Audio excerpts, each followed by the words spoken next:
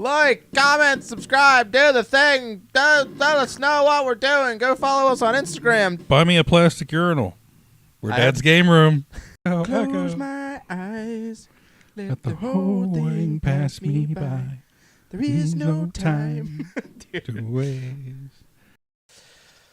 So we'll kick it off with an easy topic. I was watching an Asmongold video, and they were talking about how graphics don't matter as much anymore. And I feel like that's true to an extent, but I also feel like it's not true as well. I think it's contextual.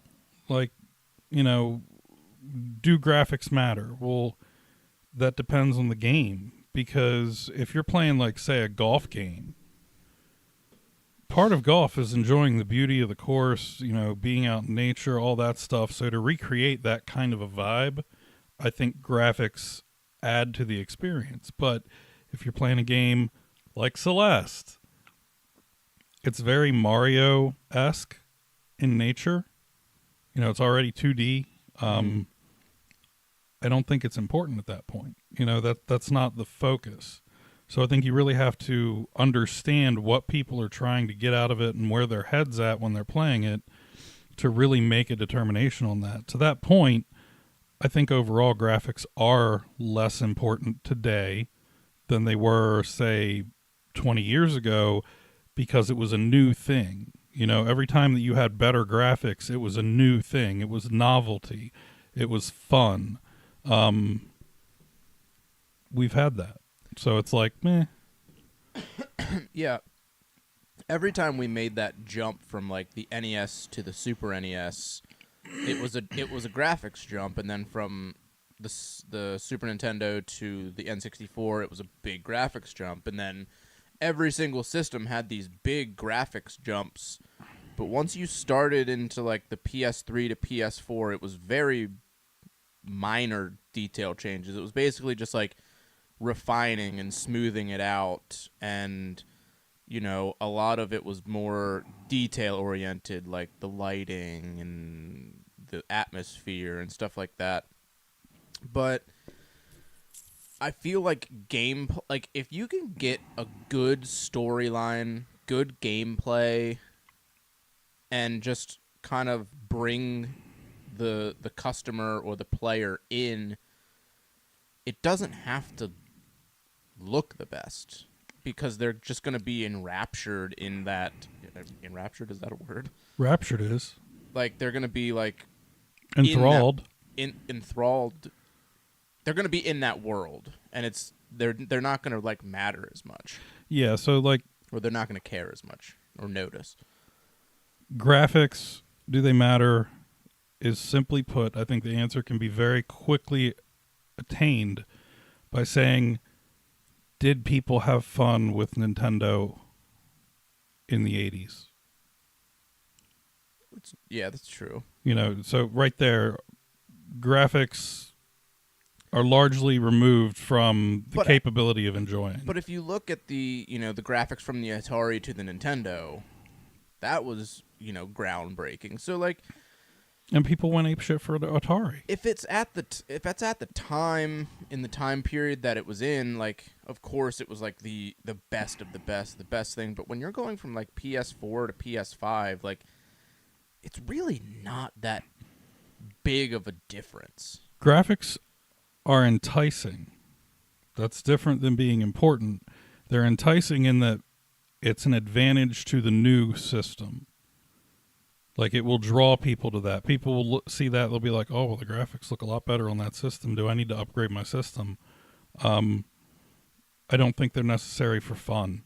And I think people that realize that, that's, where it's like, okay, I don't need to have the best graphics to have fun. I can keep playing my PS4 for a little while longer. Eventually, those will become obsolete too. But, do they matter?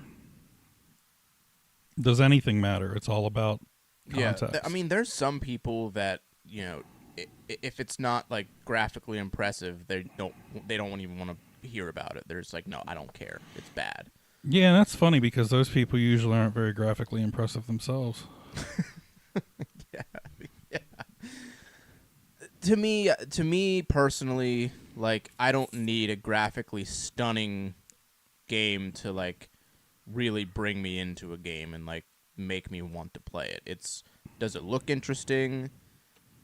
Are the reviews doing well? Like reviews are kind of like not as big to me. Like if it's a game that I want to play, I'm going to play it regardless, but graphics are kind of like the last thing that I look at in a game because I grew up with games that weren't graphically impressive. Well, and to that point, graphics are also the piece of the game that usually takes the longest. Which I think also, like, with new games and how big of a focus they take on, like, pushing the graphical fidelity of these games, that's why they take so long to come out. Probably. Like, it takes them 5 years to push out this game, and the graphics are stunning, but it's buggy. It doesn't work the way it should. So if they focused maybe a little less on the look and the graphics, and they focused a little more on refining and making it words, a game that works, then I think things would be a little bit better. How do you think it would do if somebody went back and rebuilt the 8-bit system as a new system today? Like, wasn't like, oh yeah, reissue of the Nintendo, or like they reimagined it. Maybe it uses a disc, maybe it doesn't. But rebuilt the 8-bit and sold that and had people actually developing games for it. Well, they were trying that kind of. I don't know if it was 8-bit per se, but in television, they were making a Amico, and they were pushing it pretty hard. And like if you pre-ordered it, I think they did a Kickstarter. They had like physical. I think they were cartridges that you would put in the game, and I think the way it worked is it would dump the ROM into the system to play, or it was like a card or something. I don't remember exactly because I didn't really follow it closely. I just followed the drama that was behind it all. But they ended up never coming out, and there was a huge backlash on it. It was pretty big in the gaming sphere, like news-wise at the time that all happened.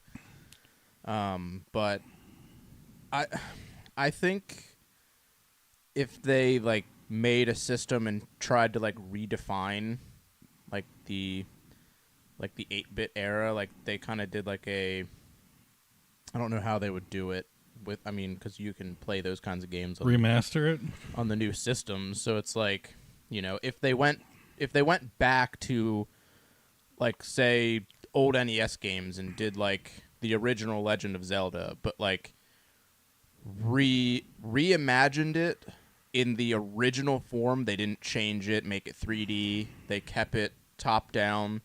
They just kind of sharpened the graphics, rounded it out, but kept it exactly the same. I think it would do well. Well, and my premise on that is it's going to be real cheap to do that. Like, you could probably sell those pretty low price point if you did 8-bit the right way. Like, if you didn't, involve a network adapter or any sort of like Wi-Fi capability. I would venture to say you could theoretically have a console for $40 or $50. Well, I don't even think you need a console to do that. It would just be push it on, whatever is out there that has it. Kind of like if Nintendo were to take the Switch or what have you, and they took the original Legend of Zelda, they remastered it from the ground up, kept it 2D, sharpened the graphics, made it like a port, just better looking, even though I don't think that game looks bad. But like made it more modern to cater to like the the gamers that tend to play like the indie games of today, kind of in that graphical sense. Keep it true to the original. Don't change anything. Keep it exactly how it is, and just sell it digitally. I can't talk today. Digitally, but then let companies like Limited Run and stuff like that buy the rights to print it physically for themselves, and they can sell it at the premium that Limited Run does, or they could make it themselves and sell it as a physical thing, because that's going to cater to the people that collect. That's going to cater to like the physical collectors, and then the people that don't like to collect physical have the option to get it digitally as well. You mean all 1,300 of you? There's a little more than 1,300. But I think that would be cool. I'm all for... I think it needs to be an independent party. Like Nintendo, there's no motivation for them there. So I wonder...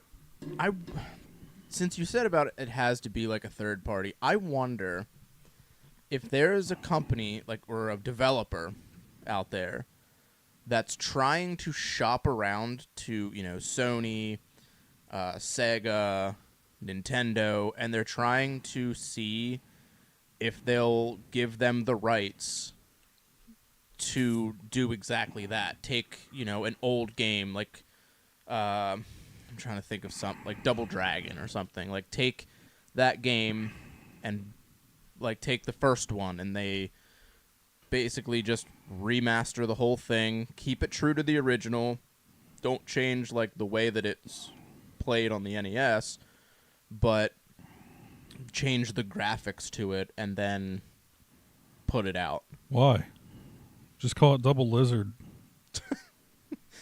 Well, I mean, there are indie games that are basically direct rip-offs of said types of games that are kind of playing into something like that. Because the thing with Nintendo is they're going to want something in exchange for all of that. Money.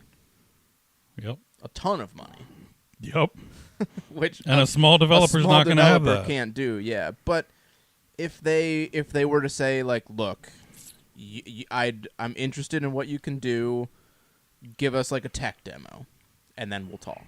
That's because then it becomes a joint project, because you're making a small sliver of what you can show them. You show it to them, and they're like, okay, do it, we'll fund it.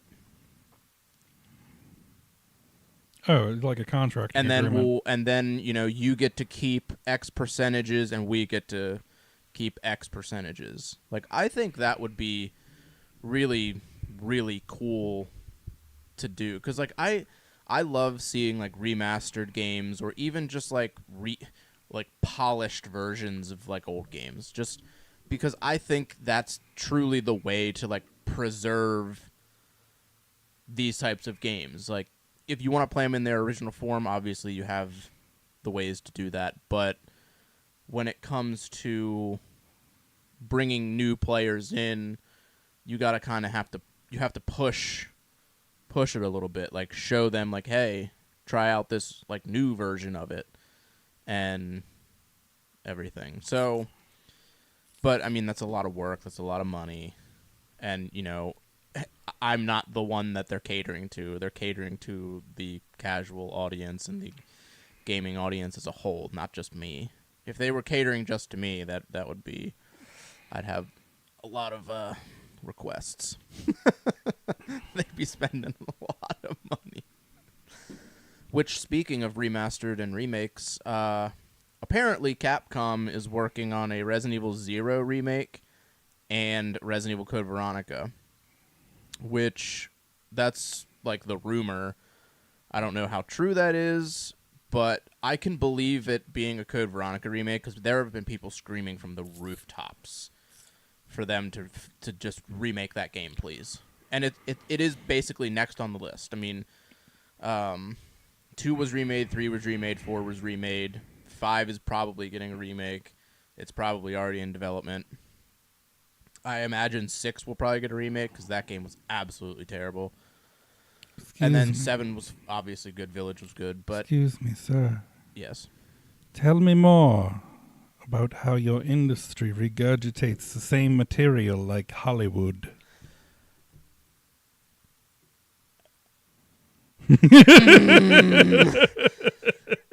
I'm very biased when it comes to remaking my favorite franchise of all time.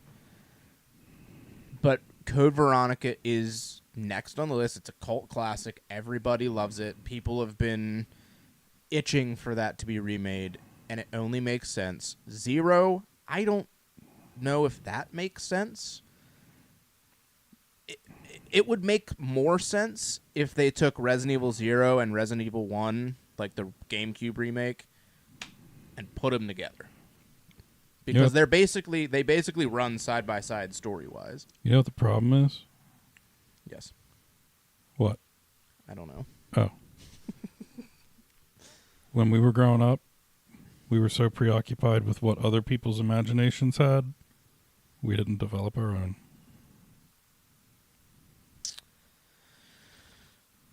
And now that we're in charge, it's like, well, this is low-hanging fruit. Well, I mean, my imagination runs away too often, but I like seeing something from that long ago in something new and fresh like today. Like playing Resident Evil 2 Remake was like playing Resident Evil 2, but it was also kind of like playing a new game. I'm from that long ago. Remake me. We can. I'm worried about that. Bring in the clone system. CRISPR. Yes. I mean, Resident Evil 3 Remake wasn't all there. Resident Evil 4 Remake was phenomenal. So, like, if they do it right, I think it's acceptable. Because even when they remake a movie, if they do it right, which normally they don't, that's the problem. And, like, with movies, it's different, though, because if you remake something from, like, the late 80s, early 90s, I mean, film has definitely changed drastically, but it's still realistic looking. Pause button. Do you know who's playing the role that Helen Hunt held in the original Twister and the new one? Have you heard? Does anybody know? I don't think it's a remake, though. Whoa, so now that's some new information. I heard that it was a Twister remake. I'm pretty sure it's a sequel. Is this so this is a sequel? I think. So it's like Bill Paxton and Helen Hunt's daughter or something running around? It wouldn't surprise me, but Yo, if Dusty's not there as Grandpa Dusty, I am not going to be okay with that. Yeah, I'm pretty sure it's a sequel. I don't think it's a remake. They're remaking The Crow. Man. Which, mixed feelings on that from the general crowd and the fans of that movie, but I don't have any feelings about that because I'm not... Unpause. Okay, so back to... like, remakes of movies are much harder to, like, justify, but remaking games, I think, is a lot easier to justify because you go from... You know, something from the Super Nintendo, Sega, PS1-ish, N64 realm, and you put it into the graphics that we have now, or, you know, something a little more charming or whatnot, depending on what it is. What about Sonic? But it's open world? Grand Theft Auto style.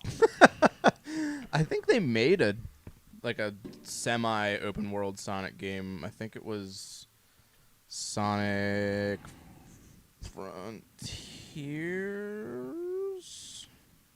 I think that was semi-open world, and maybe like some of the 360 ones were like borderline open world. But yeah, to your point, I mean, games are easier to get away with remakes. Absolutely. Yeah. It makes more sense. Well, and it's less... open to interpretation in a way.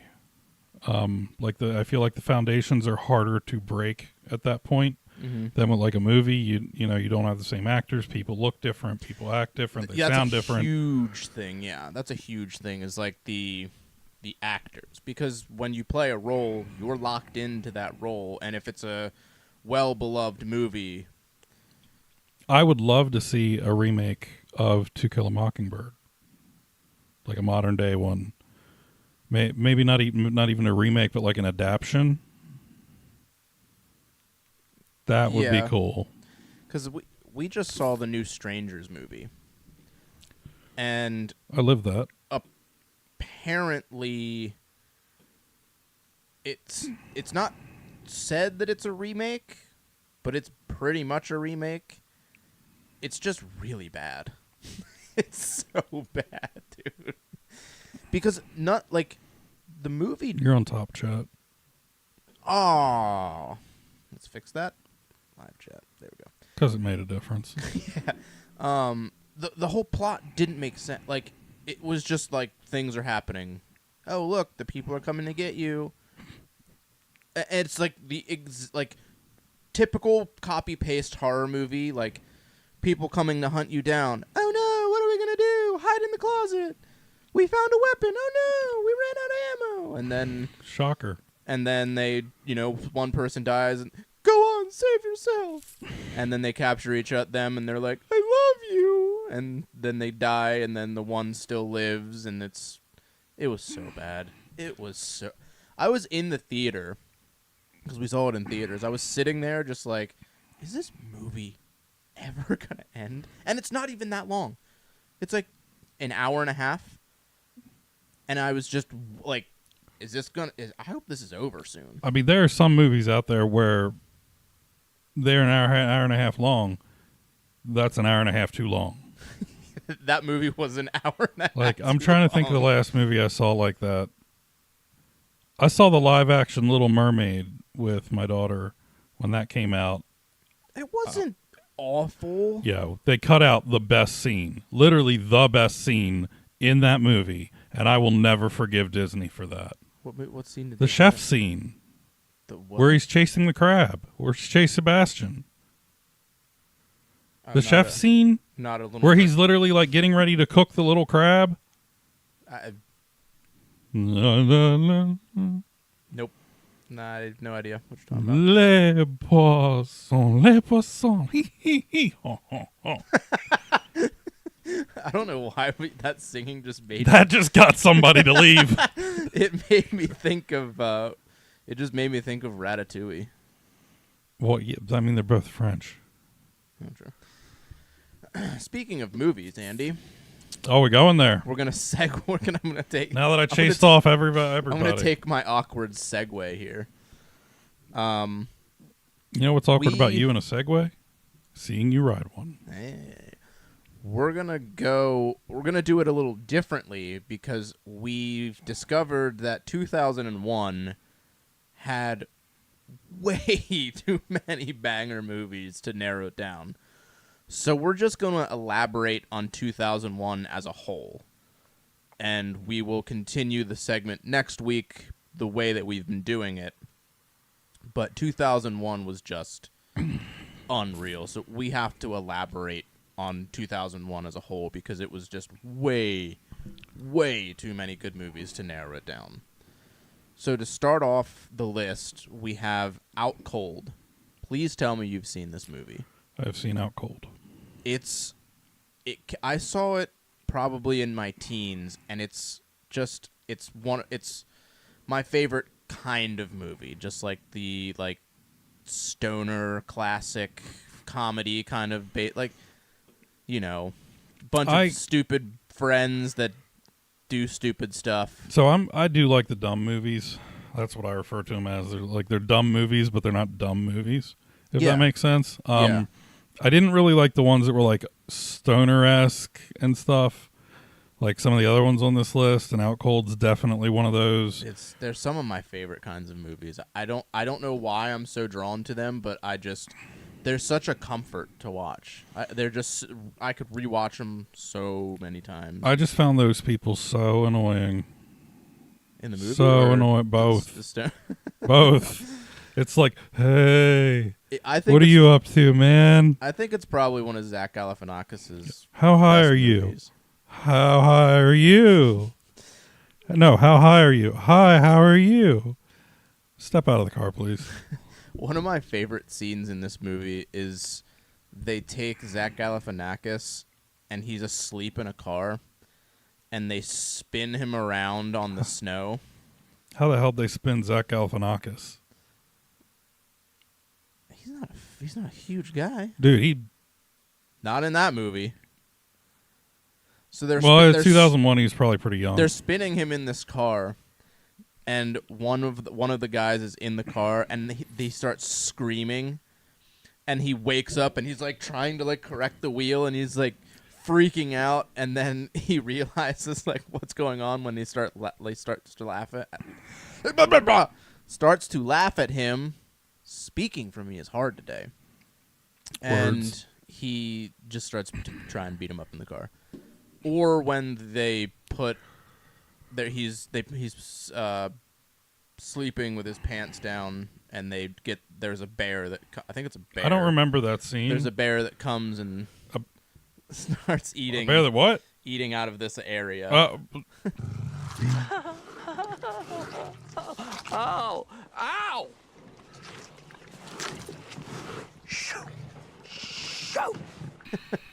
Dude, I love that movie. Then we've got an absolute classic, and if you don't like this movie, get out. This isn't classic. Joe Dirt. This is iconic. Look at him, fellas. You crying, boy? You crying, boy? Maybe we'll go back down to McDonald's and get you a Whamburger and some French fries. How about a Weineken? You little sissy boy! Def Leppard sucks! Okay. Yeah. Joe, what can be said that hasn't been said about Joe Dirt? Not much. Just absolute classic. Favorite line? I can see down your shirt. Dude, he... Just The fireworks? You're gonna stand there, owning a fireworks stand, and tell me you don't have no whistling bungholes, no spleen splitters, whisker biscuits, honky lighters, hoosker do's, hoosker don'ts, cherry bombs, nipsy daisers, with or without the scooter stick, or one single whistling kitty chaser? No. Yeah, yeah. When he's going off, he's listing off all the fireworks. Zippity doo-dah. Yeah. Whiz bangers. Yep. Yeah. Dude, that's such a classic, and it's definitely just one of those movies that has transcended time. Truly. I would watch it tonight. I might. 100%. No, I probably won't. I Not with could- this list. I could watch this at any point. This list, I won't watch that one, but I'll watch one of them.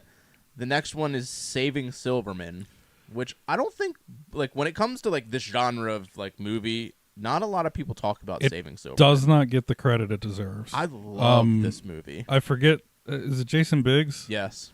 Jason Biggs, Steve Zahn. Is that his last name? Is that the dude that played in Strange Wilderness? I have no idea. He's the blonde-haired guy with the mustache. Yeah. He was in Strange Wilderness. I don't know his name. I'm sorry. I don't know his You name made an either. impression on me, but not enough for me to care who you are. And Jack Black. Yeah. Dude, it's perfect. I Just- mean... Crazy girlfriend keeping him away from his friends. His friends come up with an elaborate plan to, like, try and force them to break up. And Die, replacement friend! Eat this, fake Wayne! And Then- she beats the shit out of them. Hey, enough of that. I love that movie. What are you gonna do? It's another one of those like comforts. You just throw it on like in the background if you're doing something that you can kind of like tune in, and it's perfect. Off of the comedy aspect, going to like a more serious movie, Save the Last Dance. I haven't heard anybody talk about this movie in quite some time, but this is like a classic movie from, back in those, like the mid 2000s, especially like high school days.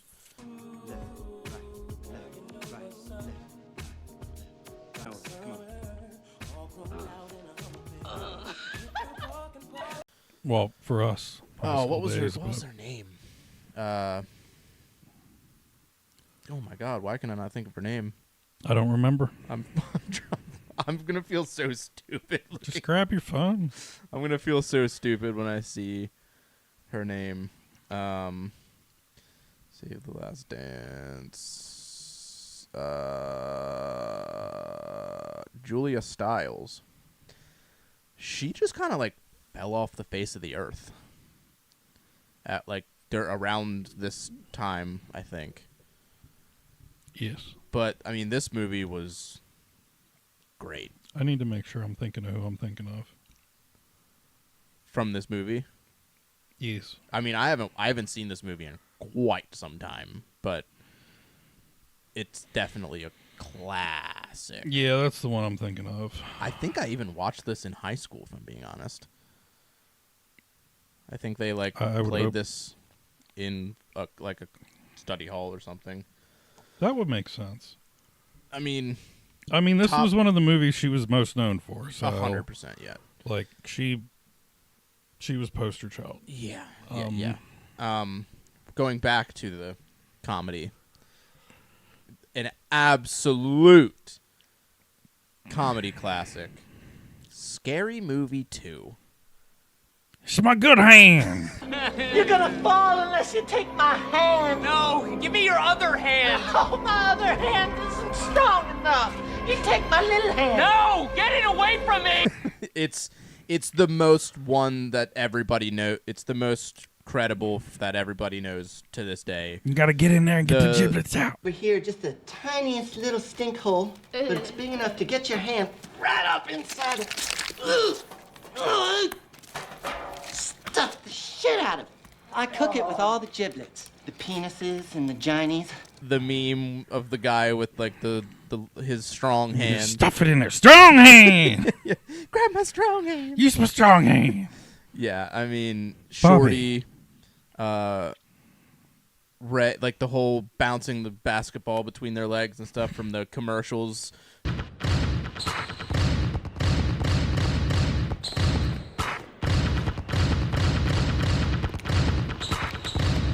From back then, with all the squeaking shoes on the basketball court, David Cross in the wheelchair.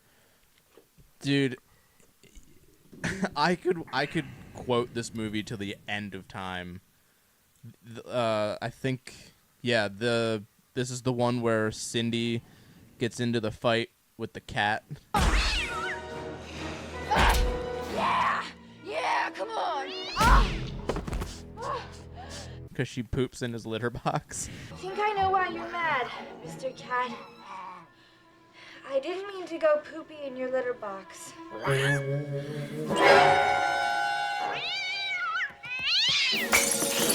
She's like, I'm sorry I pooped in your litter box. And he perks and he's like, huh? And then he looks at the litter box and there's poop in it. And he starts like chasing after.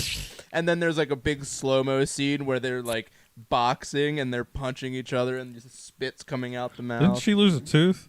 I think maybe, yeah. Oh my God. That poor girl. That actress. I forget her name. Oh my God. She was portrayed as literally the dumbest person on earth in every movie she was in. That's another person that I'm drawing a blank on their name. Because wasn't she the girl from Not Anna Another Faris. Teen Movie too? Anna Faris. Wasn't she the girl from Not Another Teen Movie? I don't think so. I don't think she was in Not Another Teen Movie. Maybe I'm thinking. No, she wasn't. Yeah, scary. She probably should have been, but Scary. was she in American Pie? No. No. What else was she in other than Scary Movie? She was in a lot of movies. I mean, I'm she sure was I'm sure into a she'll- lot. I'm sure she'll be in a lot more movies coming up because she was pretty popular during these times, dude. But this movie is, if you haven't watched it in forever, put this movie on and it'll just be nostalgia to the max. 13 Ghosts. This has become a horror movie like classic, like a must watch. I go to Monster Mania in Hunt Valley and Cherry Hill, New Jersey, and Matthew Lillard was at, I think, 2 of them back to back when we went. We didn't meet him because his line was insane. But I feel like a lot of people were there to get like 13 Ghosts memorabilia signed. I've never seen that one. You've never seen 13 Ghosts? That's one I have not seen. It's they're in this like crazy like architecture house. It's like glass, and there's like this basement that they can go into, and it has these chambers that these ghosts are in, and each one has like a theme to it. There's like the jackal there, and like they're like really dangerous, and there's a scene where they get like some of them get let loose. I haven't seen it in a long time, but they get like let loose, and that's basically like they're trying to like get away, and there's ways to like fight them, so to speak. But people have been like screaming to make this a series and do a backstory on each ghost, which I think would be incredible. You probably need a whole season just for that. Well, like it each would, ghost, like yeah, it could like go forever. It'd be each episode would be, each ghost, and then it would be like kind of like a prequel to the actual movie. It wouldn't surprise me if they decided to make it a series and have it be a prequel to the movie, because people have been what's going on? Kiara Miller. Hey. Yeah, 13 Ghosts as a series would be really sick to do. If they did it as a prequel to the movie, I think it would be really, really sick. It'd be cooler as an interactive experience. They tried that with Black Mirror, and it was not good. No, I meant like really having ghosts. Yeah. I would love ghosts. The following is a movie that I actually have never seen. It was in the PlayStation. How have you not seen it? I took it out of the PlayStation, and I set it somewhere, and I don't know where it went. You're a piece of garbage. But that was my copy too. Donnie Darko. That's Jake Gyllenhaal, right?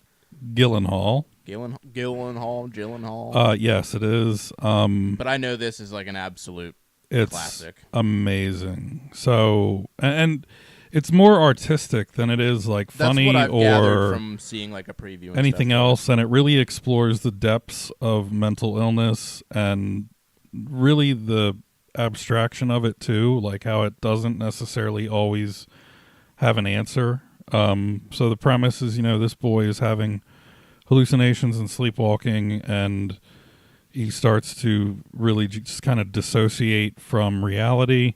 That was enough to get rid of that person. As he progresses through the movie, I'm not going to ruin it for anybody that watches this, but he starts to get progressively worse. And it's very paradoxical in like, as he gets worse, certain things happen that line up. He meets a girl. And Is it like a thriller like type of movie, or is it kind of like to a degree? I mean, you could argue that it's thriller, because there are points where it's like, oh, what's going to happen? Yeah. But it's really more of a mind fuck than anything. Like, Interesting. And it's perfect. So I forget what her name is, but it was also another famous actress that played his sister and they get into it in the kitchen in an argument, and it's total teenage argument, like just throwing the most random stuff you could. They probably left because I said that I've never seen Donnie Darko. Patrick Swayze is in it. Wait, really?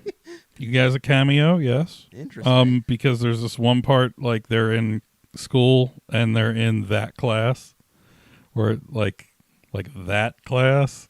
Yeah, like that class, huh? No, the one where you're like,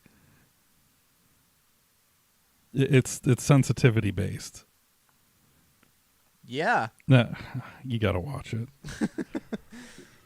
Another Jake Gyllenhaal movie is on this list. Bubble Boy. Wait, Bubble Boy. that was Jake Gyllenhaal, right? I don't know. Yeah, that was Jake Gyllenhaal. I ain't not seen that. You never seen Bubble Boy? Nope. Where he's like, if he gets out of it, he gets sick or whatever, and he's just in this bubble, and it's just him like trying to navigate the world in the bubble. It's pretty comical. Another movie that I haven't seen for a long time. I saw a video where somebody was in one of those blow up bubbles that got hit by a car and they wound up in a tree. That's basically what he's in that movie. Have you ever been in one of those? No. I was in one for the baseball, like those intermission things they do between innings. They have a bubble battle with two people. Yeah, no. So, I'm not doing that. AZ did it too. We need to get you up there to do that. No, thank you. Another comedy just gem. Absolute gold. Super Troopers. Dude. Another one that's just an absolute masterpiece of comedy. It really is.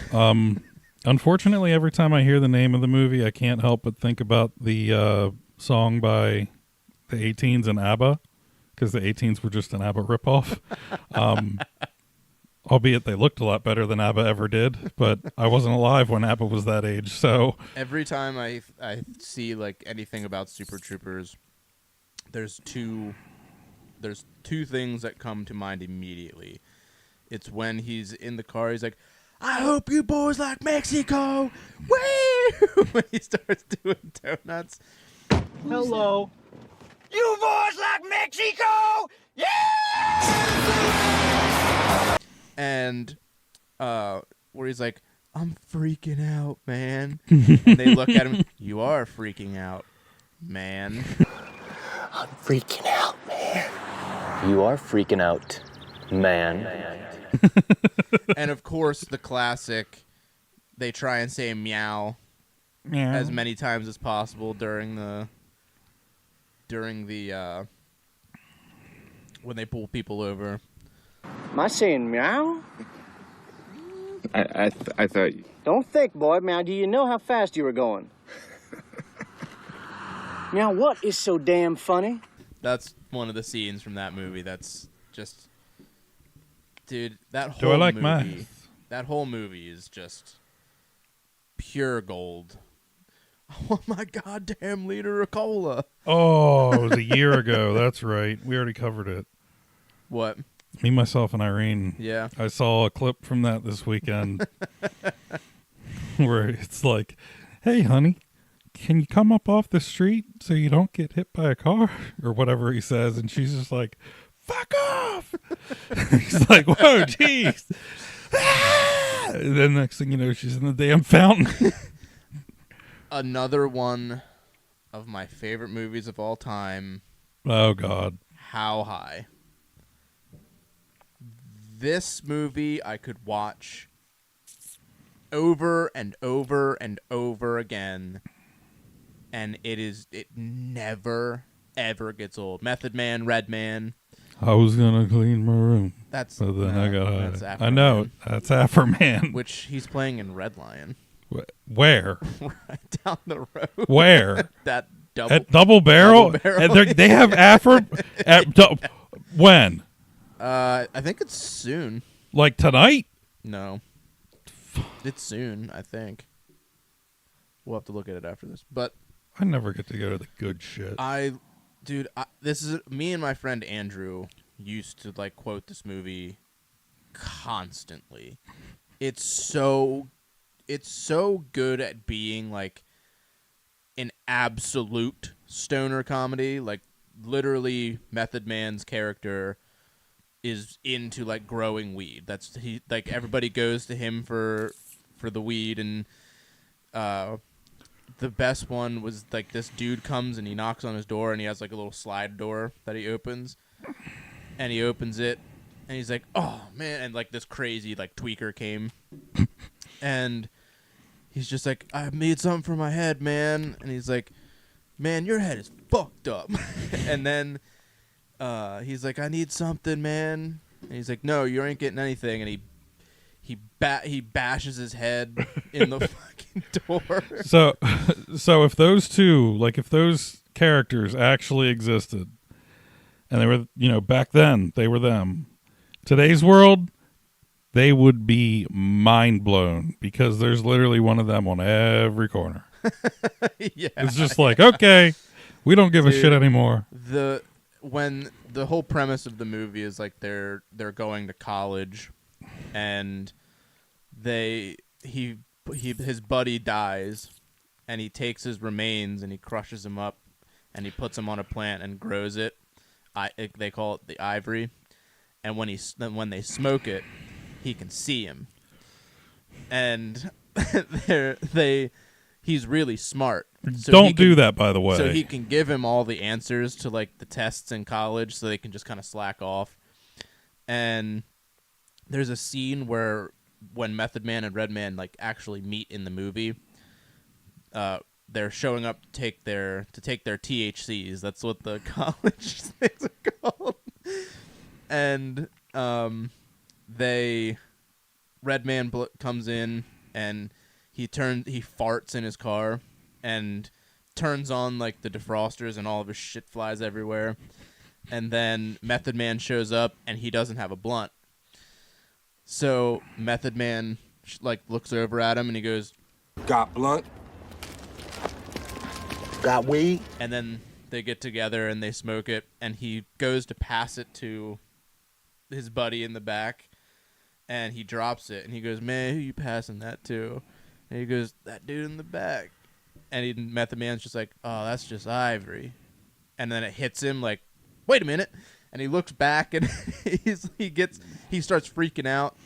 And then he's talking to Ivory, and you see Redman in the background, and he's running past. He's like, "I'm a ghost." And he runs into the car, and he's like, "What you doing, man?" And he's like, "I thought I could go through the car." And he's like, "Nah, man, you're not a ghost." Dude, it's such a classic movie. I love it so much. Cypress Hill did a lot of the soundtrack to it. It's absolute classic movie. I one of my favorites of all time.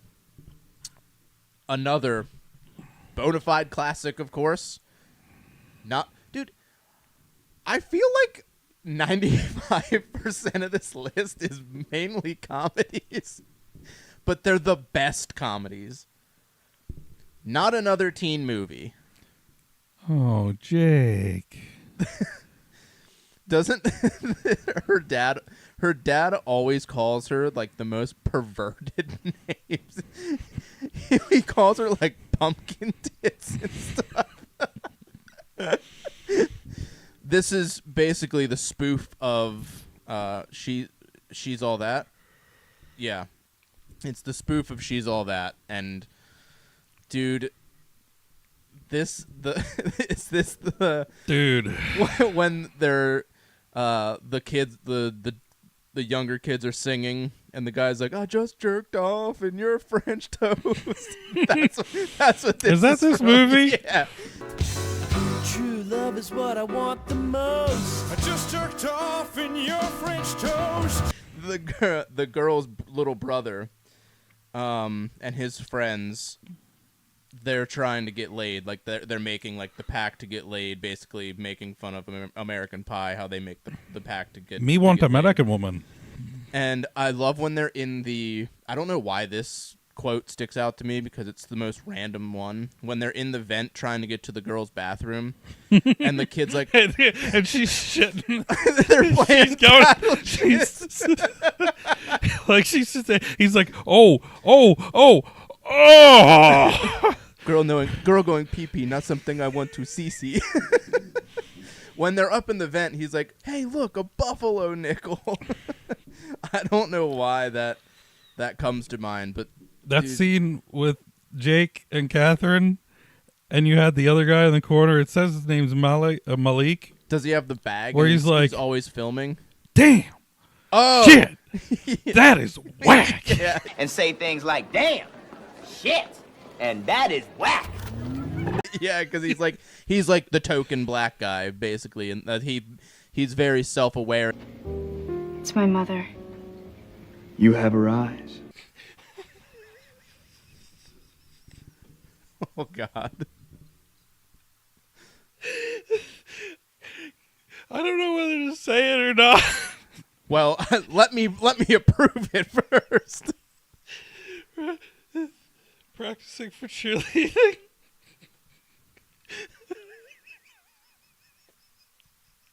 Oh, that's the cheerleader that comes in that has Tourette's. Yeah, I forgot about that. Shit! I'm sorry. That was my Tourette's. I don't know about her. I forgot about that. I'm gonna get our asses canceled. You'd be the one, yeah. Probably. Yeah, this is a dude. It's so funny. And the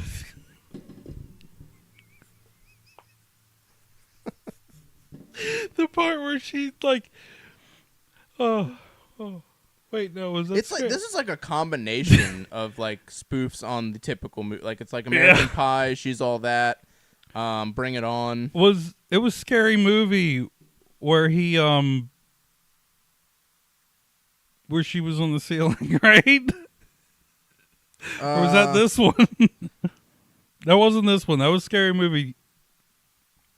Where she's getting banged out by the ghost. No. And he looks at her underwear, and it's like Wednesday, and he looks, and it's like Saturday, and he's like, "What? Is that what you're thinking of?" Dude, these were so funny that I don't even have to see them to laugh Or at are you it. thinking of? I'm thinking about dude that like plastered her to the ceiling. Oh, and he gets all skinny. Yeah, that's Scary Movie. I don't think that's this one though. I think that's the first one. And the black guy at the party, where he's like, "Oh, I'm supposed to be the only black guy at this party." Oh, and they're like, he's like, "No, I'll leave," and he's like, "No, you can stay. I'll leave." How did they get away with that shit? Because it was 2001. Like, this is the kind of comedy that I like. The kind of movie that I like is like the one that pushes the envelope. It's self-aware. It's making fun of itself. It's not taking itself seriously. That was it, though. Like, nobody cared because they all were okay with each other. Yeah, it's so classic. And then this is probably one of my favorite ones on this list. Who joined us? I'm still crying. Freddie Got Fingered. Dude, I literally just spent like 5 minutes dying over it. Dude, this movie is so damn funny. It's so raunchy, but it's so raunchy, funny. It's so random, and just it makes you feel so uncomfortable at times. Well, and Tom Green like specifically said in an interview, "Yo, there was worse stuff that I should have pushed to keep in." It's like, whoa. You want to keep that? How much worse can you get? You literally, like, emasculated an elephant towards your father. There's so many like quotable things from this movie. One of my favorite is the one that we just watched before we started, where he's in the shower in the scuba gear and he's got the soap on a rope. What the fuck is going on? I'm underwater. Look, I found a treasure. A treasure? That's soap on a rope. It's a treasure. Get out of my goddamn scuba gear, you imbecile! Oh no, the treasure! He drops it in the toilet and he's like, "Oh no, it fell into the underwater cave!" And he puts the air in his mouth, dives into the toilet. He drops it in the toilet and he's like, "Oh no, it fell into the underwater cave!" And he puts the air in his mouth, dives into the toilet. And his dad pulls him out and he's like, "Get out of my scuba gear!" And he's like, "Don't worry, I got it. We're rich. We can live like kings." Dude, yeah, like, so, I mean, the deer in the beginning. Yeah, like, because he hits a deer. He talks to the animator, animator, and he says like, "You got to get in the mind of the animal. You got to get inside the animals." And he cuts the deer, guts it, and gets inside. He didn't even gut it. He just put it on him inside the deer, and he's just in the middle of the road, just like. And then he's at the finally gets a job at the cheese sandwich factory, Dude, and like just pause right there. You can put the cheese in your bum. The fact that his job, like, I think it's before the cheese sandwich factory, he gets a job at that meat plant, and he's on ding dong, ding dong. And he's like, "Look at me, I'm sexy."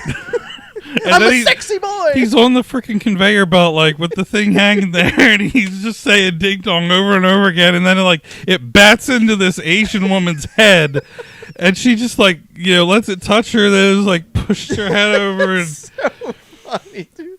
And part of me wants to think that when they shot that scene, they just went into a factory and didn't tell anybody. And just were like, "Here's the new employee," and it was just Tom Green, and he just did all of that. They shot it, and they were like, "All right, can you sign these release forms so we can put this in the movie?" They probably didn't even sign release forms at that point. Dude, it's such a good. It definitely is a movie that if you know Tom Green, it makes sense. It makes sense that it's so bad because that's just who Tom Green is.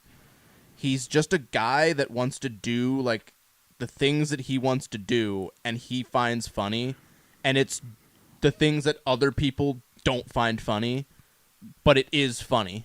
If that makes any sense. The relationship that he has with that girl is inappropriate on literally every level. Every single level. I love, but it's hilarious when he's in the hospital room, and he's like, "I'll deliver your baby. Oh, he's sleeping. I'll wake him up." And he just starts swinging a baby by the And then there's the moment where the baby starts to cry, and he stops and he holds it and passes it off to the girl, and it genuinely is one of the only scenes in that movie where you're like, oh, they're actually maybe taking this a little bit serious. And then when he goes over to that girl's house and he's done beating her shins with a bamboo cane, she goes to undo his pants and he has the umbilical cord taped. Oh. Damn it. It's like, what? And she stops dead where she's at. And he goes, "It's the umbilical cord. It's for fun. I taped it there for fun." It's just and she's like, "I can work around it," or something like that. And then I literally watched. Shaq made a cameo in that. Oh, with his mom. He tells his mom "You need to go out and you need to do." You can't say it because I already said the one thing. Yeah, dude. If you've never seen Freddy Got Fingered, just go by the title, go and watch it because it is so just off the wall, weird, and you will. I guarantee you will laugh. Yep, we lost him. If you're over 18. Well, yeah. Yeah. Before, I could talk about that movie all night long. But the Cancel the next one is Shallow Hal. Which, imagine if they tried, like, this is one of those movies that's like, if it's a great movie, and it does have like an overall message in the movie, but off of first, like, 45 minutes of the movie, where he literally like judges these girls so hard about their looks and their weight, and then he gets trapped in the elevator with the guy, and then he goes out and he sees these really beautiful women that want to give him all this attention when he hits on them, and he's like, oh hell yeah, like I don't know what I'm doing, but. And then his friends see the girls, and they're like, "What are you doing?" Imagine if they tried to do something like that today. Like, people would have a conniption. Well, the thing is that they are, though. Like, not Hollywood, but people that are doing reels are doing all of this same crap. I mean, get a beverage. They're, like, reels are basically just short versions of old Hollywood, where they're doing all kinds of inappropriate shit, and, nobody's really, like, canceling it. People might get offended by it, I don't know, but... Yeah, maybe. But I feel like this is one of those movies that, like, someone would watch the first 10 minutes of it and just be like, oh my god, I can't believe they're making... And they would just go to, like, Reddit or Facebook and be like, I can't believe... And that's everything on this list. Yeah, that's true. The next one we have is a pretty classic military movie, Black Hawk Down. It's not my favorite military movie of all time, but it's a damn good one. It is good.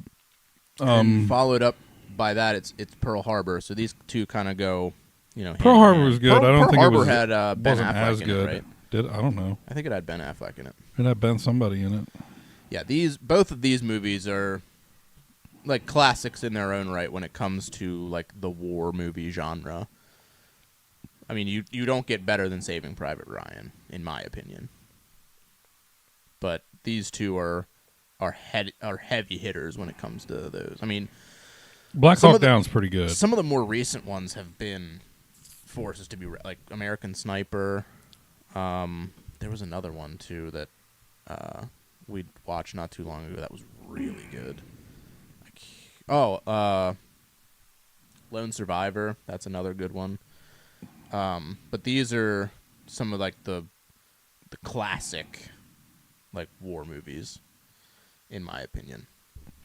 Then we have another one of my favorites. I literally have a signed poster back there of it that's signed by Jason Mewes and Kevin Smith. And I met Jason Mewes. Jay and Silent Bob Strike Back. Shibby. What? Shibby. No. I know, it's a different movie. This, dude... But they should have used it. Dude, picture if they used Shibby in this. No. It would fit. No. Then you wouldn't have Jay's Snoogans. That's true. Dude, I mean, I'm a Kevin Smith fan, so I'm highly, highly biased with his movies, because I love them all. Even the ones that are, like, serious movies. The dude can make incredible movies. Comedy, serious, whatever it may be. Combination of the two. The dude abides. You gotta love Jay and Silent Bob. American Pie 2. This is the one where they rent the beach house, right? Is this the beach house, or is this the one in the woods? I think this is the beach house. I think they rent the beach house in this one. Yep. Classic, like, teen comedy. This is the Bible of teen comedies, basically. I'm going to swing by Giant and pick up a pie on my way home. Oh, my Wait, what? Josie and Apple. the Pussycats. This one's a classic. For some reason, I always get this confused with Coyote Ugly, but they're a little bit different. They're different, yes. They're very different. I don't know why my brain just wants to think of them as like similar movies for some reason. But Rachel Lee Cook. Ooh. What? Damn. Dude. Single biggest crush from the time I was like 9 until I had a girlfriend at 32. First girlfriend. Your first girlfriend was at 32? Yep. I think someone fainted up there. Is that your wife passing out? Yeah, no. Yeah. Yeah, this is a classic. No, she's and was Tara Reid? Was the blonde girl? Yes. Because they were like, there was a play on the Powerpuff Girls, right? Like as a band. I mean, like the trio type thing. I don't know if it was intentional. And then they had what was it, Shanna Rockler? Who was, or was it the other one? the other one. Gotta look it up. I'm trying to think. Was it the did she have brown hair and she was in a lot of like movies back? She was in Bring It On. Rosario Dawson. Oh, I forgot Rosario Dawson was in this movie. Oh. She was the bass player? Drummer, I believe. She was Val. Wow, I forgot about that. But yeah, Rachel Lee Cook, if you're out there. And you just so happen to come across our podcast. Here's your man. We'll go to a classic kids movie. Monsters, Inc. Not my favorite. It was a Pixar movie, right? DreamWorks? Yeah, it was DreamWorks or Pixar. I mean, those are the main two, bud. I think this might have been Pixar. I could be wrong. No, it was DreamWorks. I mean, this is everybody loves Monsters, Inc. Damn it, now I'm going to... Mike Wazowski. Mike Wazowski. And Sully. This was an interesting like take on a kids movie with like the monster in your closet or whatever, but they're like friendly. Then they made them go to college. They weren't supposed to be friendly. Well, they weren't supposed to, but they ended up being friendly. I mean, these two were friendly. To Boo, anyway. Oh yeah, I forgot the name was. It is Boo. Pixar. Okay. It is Pixar? Yeah, I knew whatever I said it would be the opposite of. Made almost $600 million. Wow. Wow. That's insane. Immediately following September 11th. Came out on November 2nd and still made $600 million. Well, I mean, people needed the distraction. Yeah. But, wow. I mean, this movie was massive. They tried to keep it going with, like, the Monsters University, and I don't think that really caught on. No. But this was a classic. Still number 3 today on the list of the most searched animated movies. Wow. So yeah, this one really timeless. Yeah. Then there's Swordfish, which Travolta. If you need to know what this movie is, if you're our age or close to our age, this was the movie that everybody talked about because you see Halle Berry's boobies in it. Yeah. Yep. Like, that's just... And we're old as dirt, so... That's just what it was. Sorry, but people were like, I don't know what this movie is, but you see this in it, so go see it. It is a good movie, though. Hugh Jackman, John Travolta.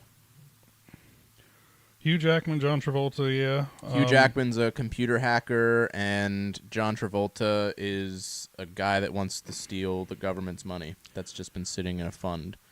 For context, this only made $147 million at the box office. I don't think this movie was like super huge, though. And I could be wrong, but yeah. I mean, it just goes to show that people spend more on their kids than they do on tits. Which means our priorities are right, America. Well, they might change now because look at how much an OnlyFans girl gets paid. Hey. Just saying. I don't want to puke. Yeah, Swordfish is a classic. It's I don't even know what like genre I would describe it as. It's like mobster. Kind of, yeah, because like cyber mobster. John Travolta's like, like head honcho, and he's offered to pay Hugh Jackman, who has a bunch of debt or is wanted by somebody or something like that. And he does the job for John Travolta. He tries to cross him. He ends up crossing him. John Travolta does all this crazy stuff. He like lifts the bus off of the road with the helicopter, and takes it. It's definitely action thriller. It's a super good movie. It's kind of like, it reminds me a little bit of Reservoir Dogs, but sort of, kind of. This movie, 3,000 Miles to Graceland. Have you ever seen this movie? Yep. Kevin Costner. I just showed Alicia the trailer to this the other day. Really? Russell Brand? No. Wilson. Man. Oh my god, I can't believe that I am not remembering his name. 3,000 Miles to Graceland. It is Kurt Russell. God. Kurt Russell. Kevin Costner. Ice-T's in it. Courtney Cox is in it. They're Elvis impersonators, and this is Courtney Cox in her prime. But they're that poor woman. They're robbing the casino, and then they get into it, and they cross each other, and it's a whole thing, and it's a really good movie. I didn't see it. I saw it for the first time like a couple months ago. Moral of the story: don't screw your friends. Basically, over. Yeah. This not the last one. This second to last one, Fast and the Furious, the very first Fast and the Furious, when they were good movies. The dawn of what was an era and became absolute ridiculousness. Garbage. This is a classic, dude. They got like 10 of them now, right? It's too many. At this point, you could literally roll a pair of dice to figure out which one to watch. It's too many. Way too many. This was the good one. This is the start of it. This is where it was actually really, really good. 2 is okay. 3 is decent. 3 was Tokyo Drift. I don't really count that one. You better. Because he had a 69 Camaro. Too Fast, Too Furious, Tokyo Drift. And then Fast 4. Is that what it was called? Fast 4? It was Fast 4, Fast 5. I can't remember. But there's so many of them. This is when they were good. I mean, classic Paul Walker, rest in peace. And Ja Rule is in this one. No. Yeah, Ja Rule's in this one. Is Ja Rule in the first one, or is Ja Rule in the second? Or is Ludacris in the second one? Ludacris is in the second one. Okay, yeah. Yeah, the fourth one was Fast and Furious. That one was decent. Not the Fast and Furious. That one was was that the one where they drive through like the tunnels in like the desert, and they what's this guy's name? Baraka or something like that. Sounds like a Mortal Kombat character. The guy who like supposedly killed Letty. Yeah, I think Letty's the one that dies in this one. Because she was working for him, but she's not dead. and what's her face? Braga, yeah. Braga, yeah. That one's good. That one's still good. Yeah, I really think that they signed Michelle Rodriguez out of this one a little too early. If you were planning on having 9 movies, Well, she's still in them, I think. the what? Spoiler alert. She didn't die. I don't. think. That's right. I don't think she something. She got away in time or something. Yeah, undercover work, something like that. Yeah. I mean, the way they portray her in this movie, I'll bet she can do undercover work. Then the last movie on this list, finally, I mean, it's been banger after banger. One of my favorite Keanu Reeves movies, Hardball. I hate Keanu Reeves. It's such a this movie's such a tearjerker. I don't like Keanu Reeves. Well, he probably doesn't like you. I know he doesn't. Dude, this movie's so good. It's inner city kids. Keanu Reeves plays a guy with a gambling problem, and he's deep in debt. He takes over a coaching job for, I think, one of his buddies, and the kids, end up changing him for the better. One of the kids, spoiler alert, gets killed because of gang violence, and the whole community base comes together. Dude, it's such a good movie. Such a good movie. I think I'm coming around on Keanu Reeves, actually. He's almost 60 now, so... No, now's the time. Yeah, I mean, he's getting to that geriatric crowd. We're going to make sure they're okay. But that was... He's Canadian? Dude, Wait, what? He's Canadian. Really? Yeah, does that change anything for you? No. Good. I still like Keanu. I used to not like Keanu Reeves, but I love Canada. Now I'm just like, man, he's in a lot of movies that I like. Maple Syrup's really good, I think too. it's just The Matrix. I've just never got into The Matrix. I think I said that last week, but it's just something about those movies. But, yeah, I mean, there's no way we could have crunched 2001 into 4 movies, or else our honorable mentions would have been through the roof. So we just decided to go through all the 2001 movies and just elaborate on them a little bit. Maybe we went too far. Maybe we elaborated too much, and you'll hate this. But I know I did. What do you guys think? Do you think 2001 is one of the good years for movies, or do you think all these movies are absolute garbage and dog water? You'd have to argue with us. Let us know in the comments or something like that. Let us know. I want to talk about this topic because I have had it on the list for quite a while, and I know you're going to hate it. I gotta go. But MMORPGs, for those who don't know what an MMORPG is, massive multiplayer online role-playing game. If you know WoW, that's an MMORPG. If you know Final Fantasy XIV, that's an MMORPG. If you know RuneScape, that's an MMORPG. So a lot of games that have come out semi-recently, they've been trying to reinvent this genre. They've been trying to come out with something that will capture an audience like that. And I mean, it's what we talked about last week with, trying to get them to play as much as possible and spend as much money on it as possible. So with the MMORPGs and how long they last, look at WoW, look at RuneScape, and look at Final Fantasy XIV. Those are the big 3. Nobody is coming even close to any of them. Now, RuneScape, when I played it when I was younger, in intermediate school, high school, they had a big change that happened in 2007, 2008 or something like that, where they changed the combat of the game. Because literally the way that you fought things in that game is you clicked on them and you just let your character fight. And then you focused on trying to, eat food or use your prayers or anything like that. It was very, very simple. So they changed it to what they call evolution of combat. Yes, I know.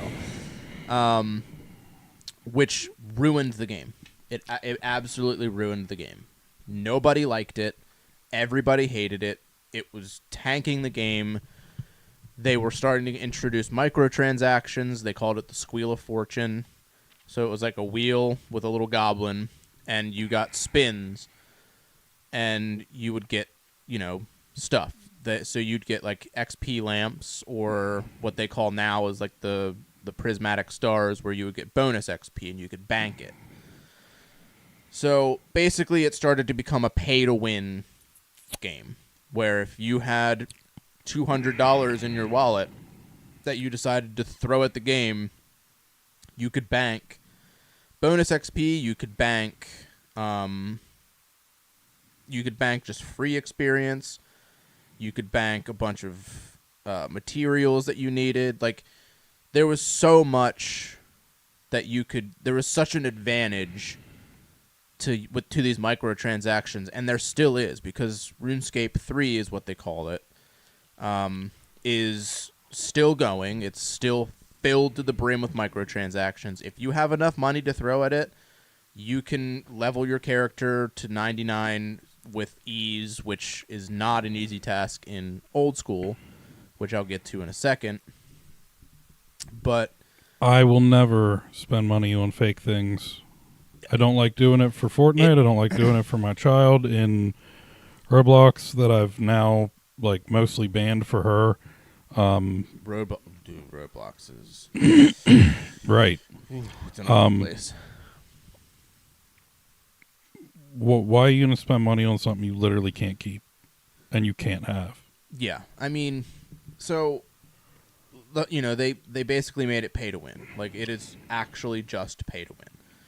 You can earn some of the stuff for free without paying, but if you pay, you can just max your character out like that if you throw enough money at it. Okay. You can get skins. If you're a member, you can get loyalty points, and you can use that to buy things and all that. Right.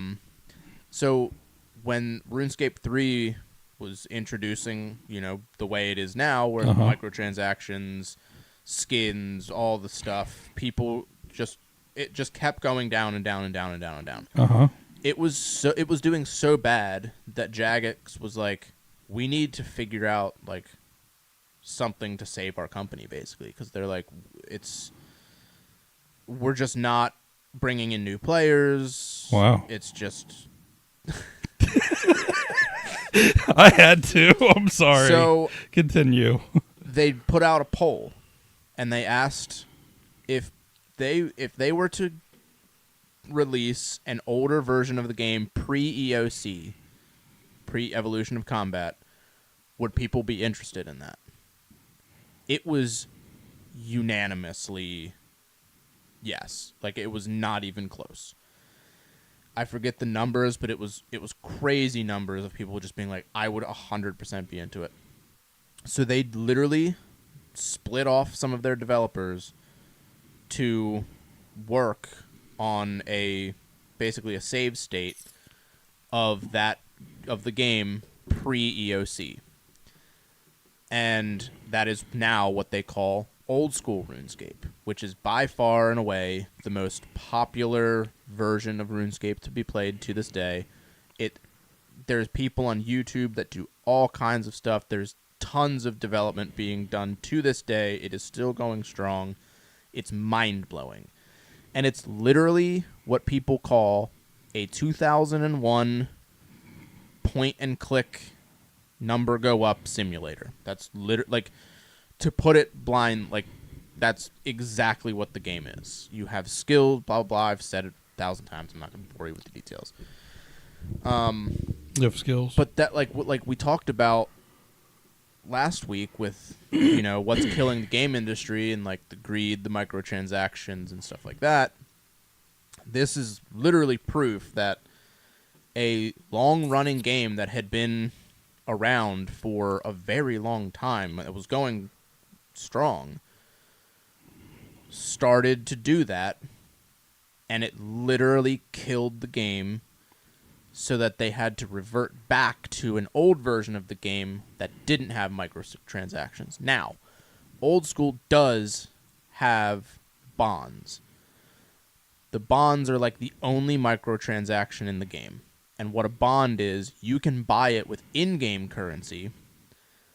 If you are one of the people that grind super hard and make a bunch of money in the game, you can use your in-game currency to buy a bond, which you can then revert to your membership, which is, like $12 a month. Does it take more in-game currency to get a bond than it does real money?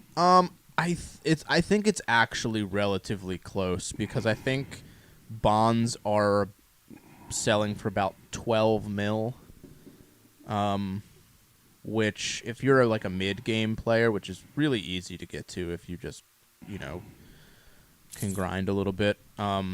Getting a mid-game character is pretty quick. If you're working on certain skills, like if you do like passive runs like every day and you make it a point to do it, you can make enough to get a bond relatively comfortably. Cool. So now I need another job. All right. No, it's not like that kind of grinding. Like, if you build your character up to do farm runs and make do herb runs and do birdhouse runs, you make basically passive income. So you if you do it every hour, if you do bird runs every hour and you stay up with your herb runs, like you do 3 or 4 a day, which they don't take long. Bird runs take maybe a minute. Herb runs, if you're just doing herbs, take, 5 minutes. You could literally go to the bathroom, drop a deuce, and do your herb runs if you wanted to. How much is it in real dollars and cents? To buy a bond, I believe it's like $12. So it's basically $1 is a million. It's like 12 or $14, I think. $1 is in-game $1 million. So that brings me to now you can buy bonds, and you can make you can withdraw it from your bond pouch, and you can sell it on the game's marketplace, which is called the Grand Exchange. For in-game money? For in-game currency. So let me sell it for real money. Huh? Let me sell it for real money. The bond? Yes. Well, there's no reason to sell it for real money. Sure there is. Why? Because somebody will buy it. You can buy it. If I'm selling it for $6 and the company's selling it for 12, I think there's a reason to buy it. Well, no, that's not how it works. That's gonna be how it works. If you buy the bond from Jagex, you pay, I think it's $14 for the bond. Okay. You can't resell that bond for what you can buy it for Jagex from. But I can buy it from Jagex for 12 mil. Yeah, but that's not. Can I sell it if I buy it with in-game currency?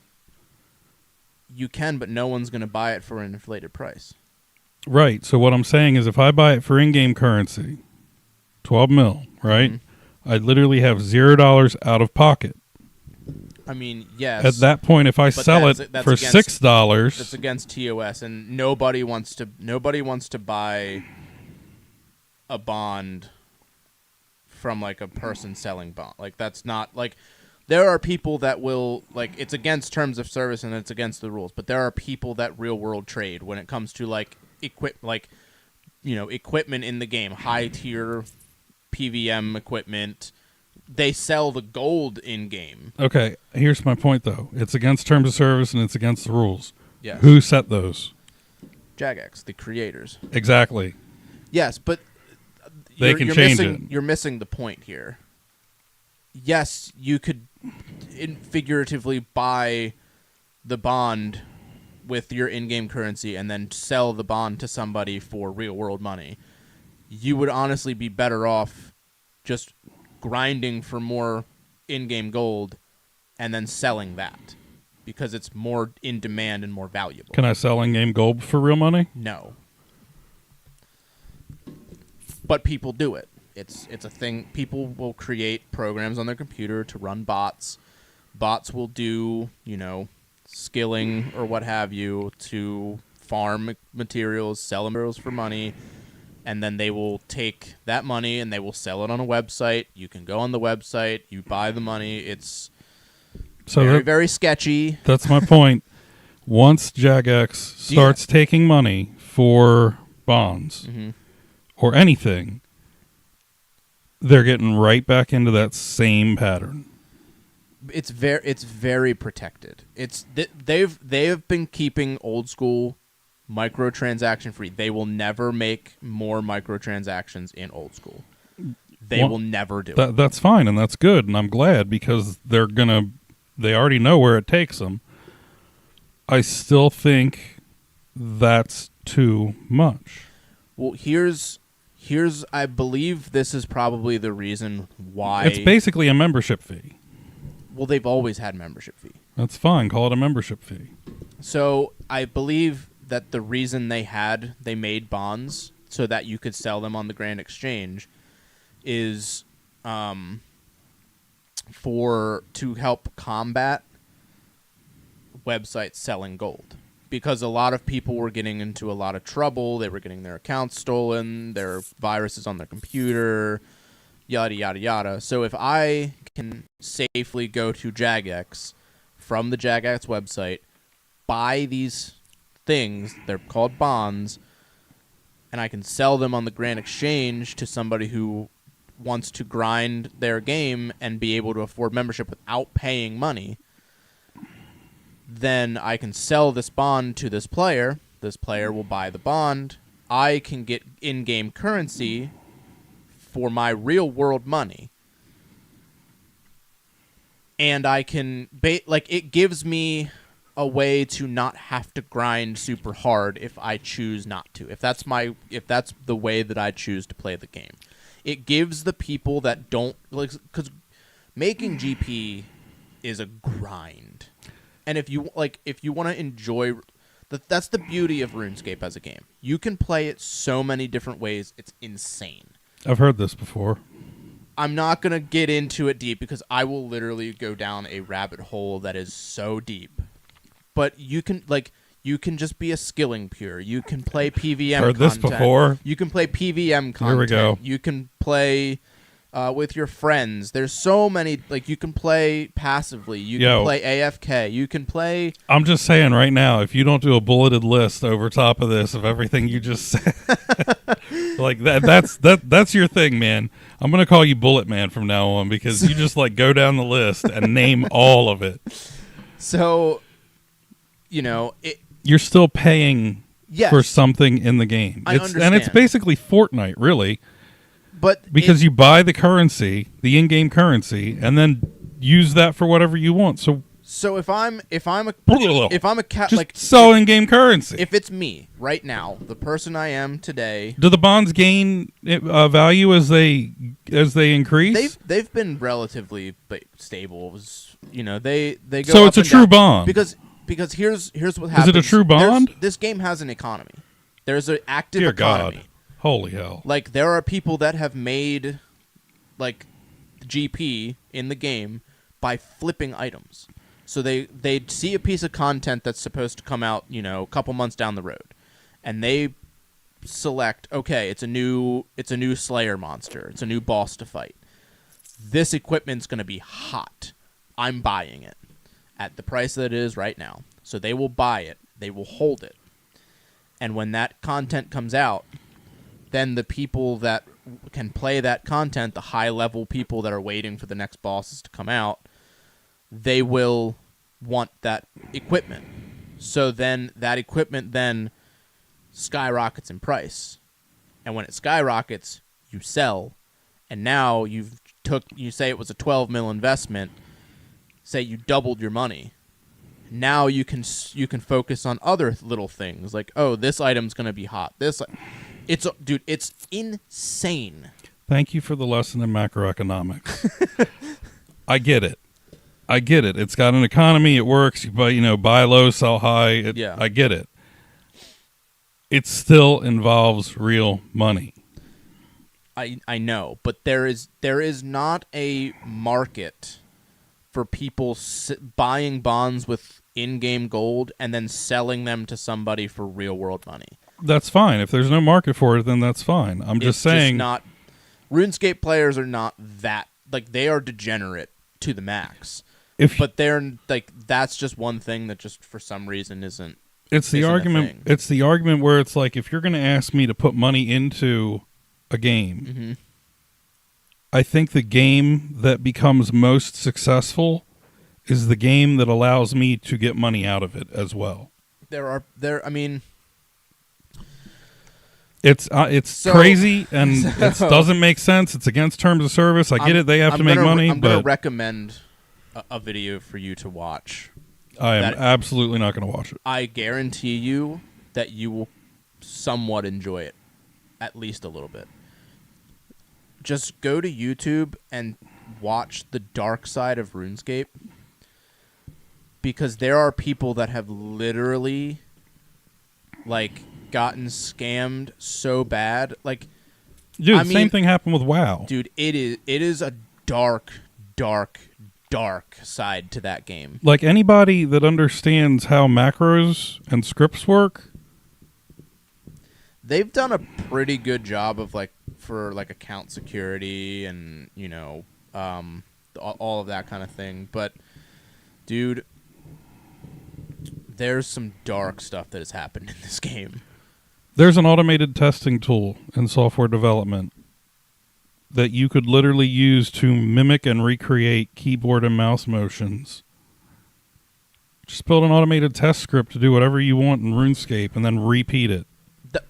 There was I think 50,000 or 150,000 or some crazy number of accounts that literally all got banned in the same day because they were botting. It was called the Great Bot deletion or whatever. The Great Bot deletion. They Holy literally because botting became a real big problem in RuneScape.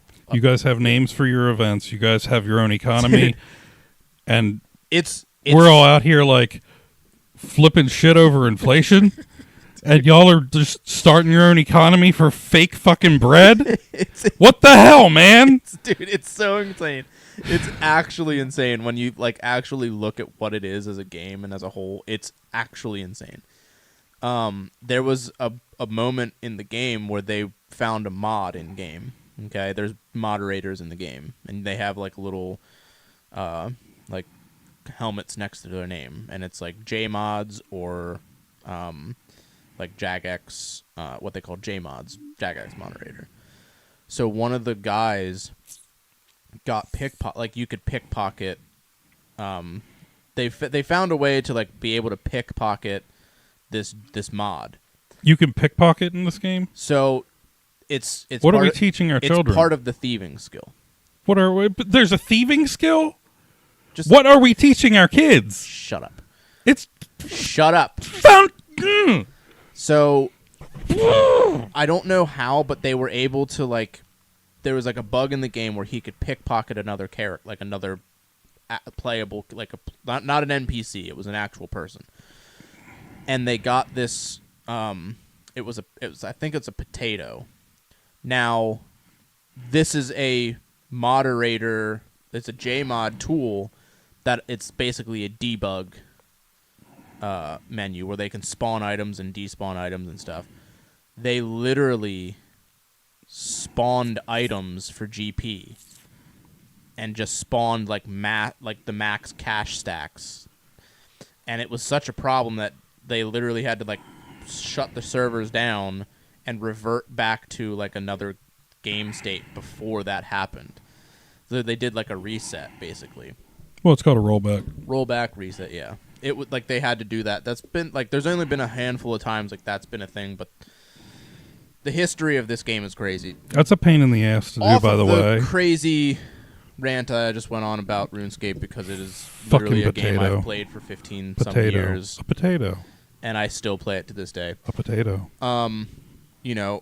It just goes to show with a game that had microtransactions that took it over, it ran it into the ground. They reverted back to a pre-microtransaction version of the game. It's still going today. It's still one of the most popular MMORPGs. WoW is also still one of the top MMORPGs, and it's been going just as long as RuneScape.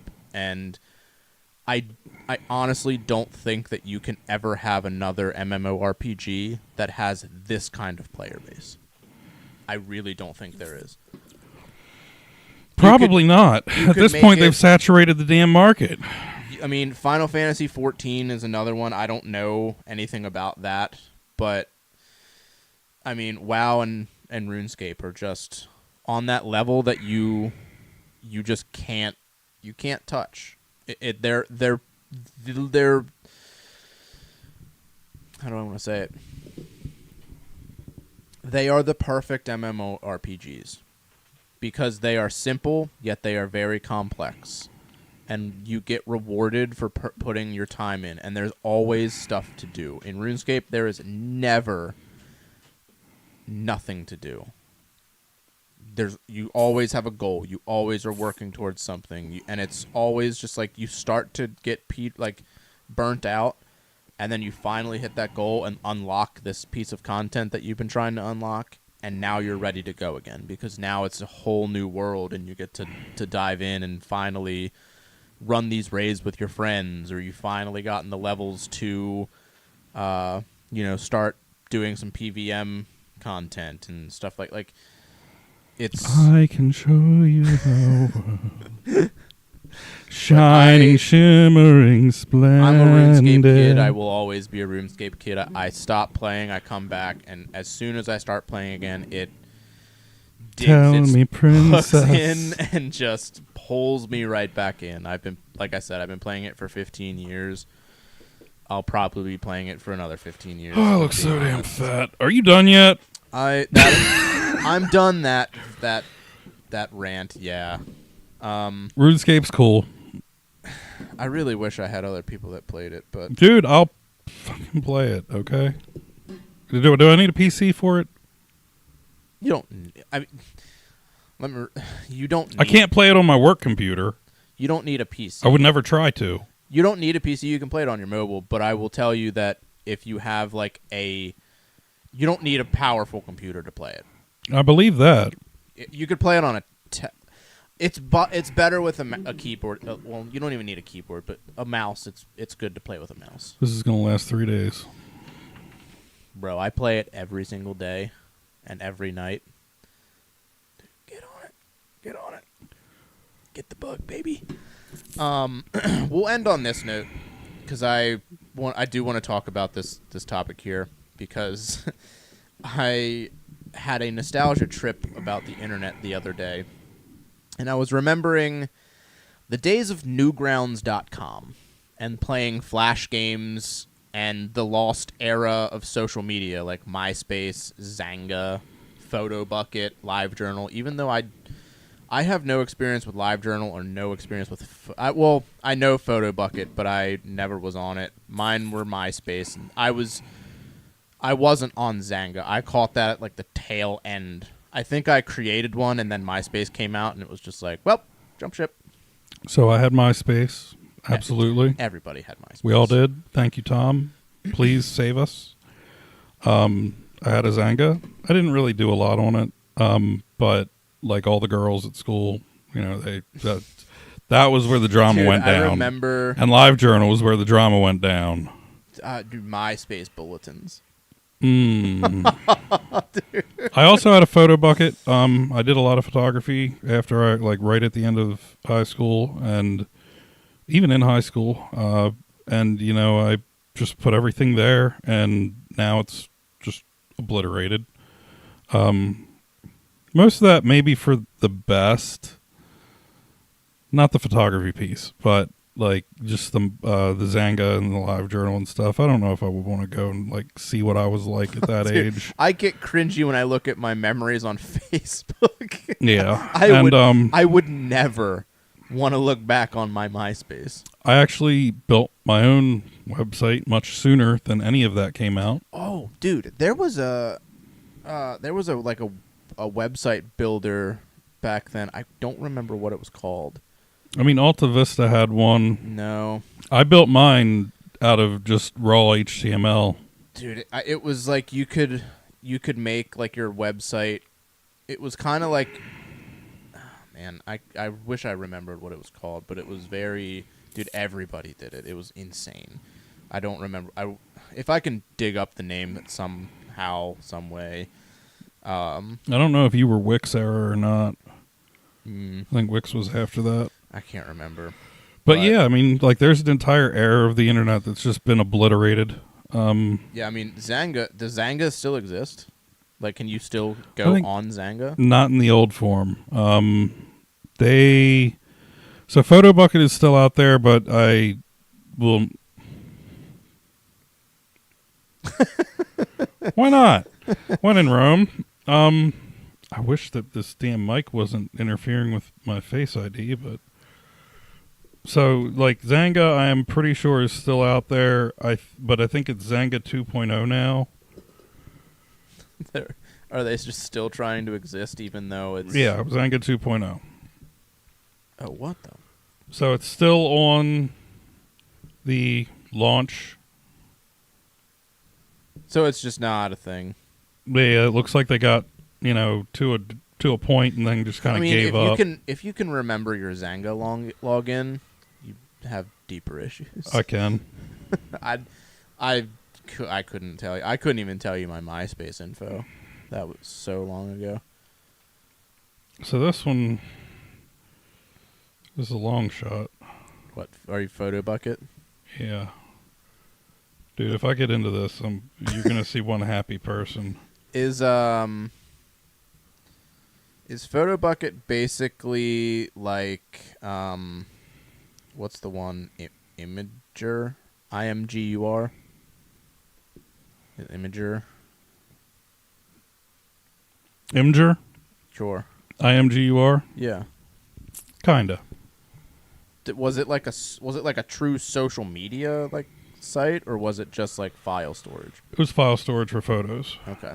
So it's basically like Imager, which I think is basically the same thing. Or I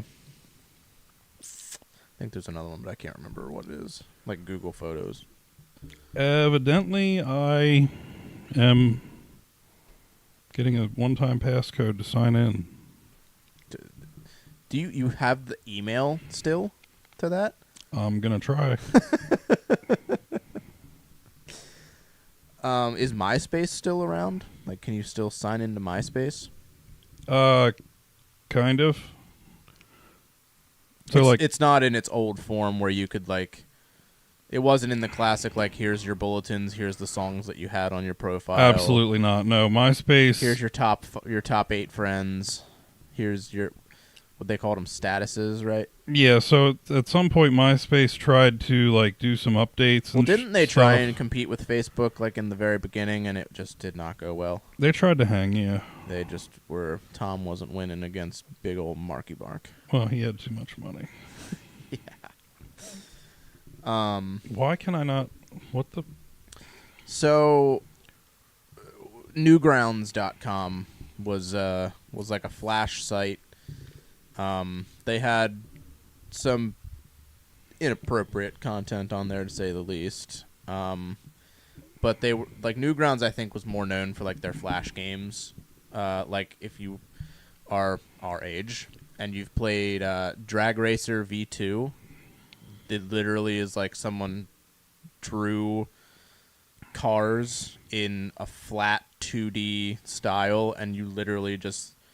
I believe it was one of the buttons on your keyboard, and when you needed to shift, you hit space, and it would shift into different gears, and you would like build up your cars and then buy new cars, and you could work your way up basically from like a Honda Civic to like a Lamborghini or whatever, and...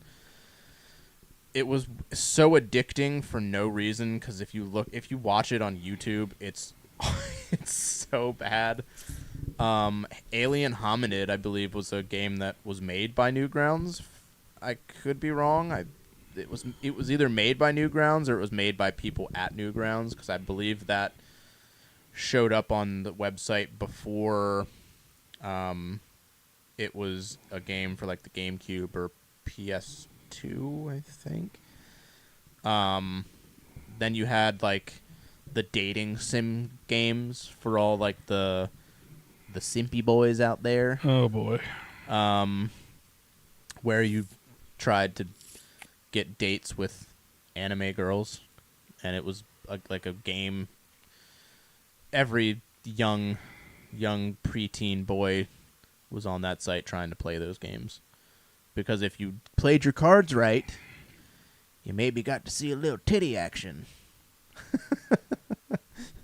Even though all you had to do was just dig a little deeper on the internet, and you could find much more than those games were giving you. What else was on Newgrounds? That was just like, I think that Numa Numa guy. Get the hell out! Did you get in? I'll say you did. Confirmation? Your Photo Bucket account has been deactivated. Well, I would assume, yeah. Because it probably just got deactivated because of so much inactivity. Oh, seriously? What? Which, I mean, fair, because it's just an account that takes... I don't know how that works. I would assume it takes up, like, space, so they're just saying, deactivated. You're not around. Of course, there is a fee for Photo Bucket now. You wreck nerd. Do you remember anything specific from Newgrounds back in the day? Mr. Photo Bucket Boy? I remember... What was it? They had that one sword fighting game. You remember that one? Didn't they have a stick figure fighting game too? Yes, they did have the stick figure thing where you the stick figure would bleed. Yeah, yeah.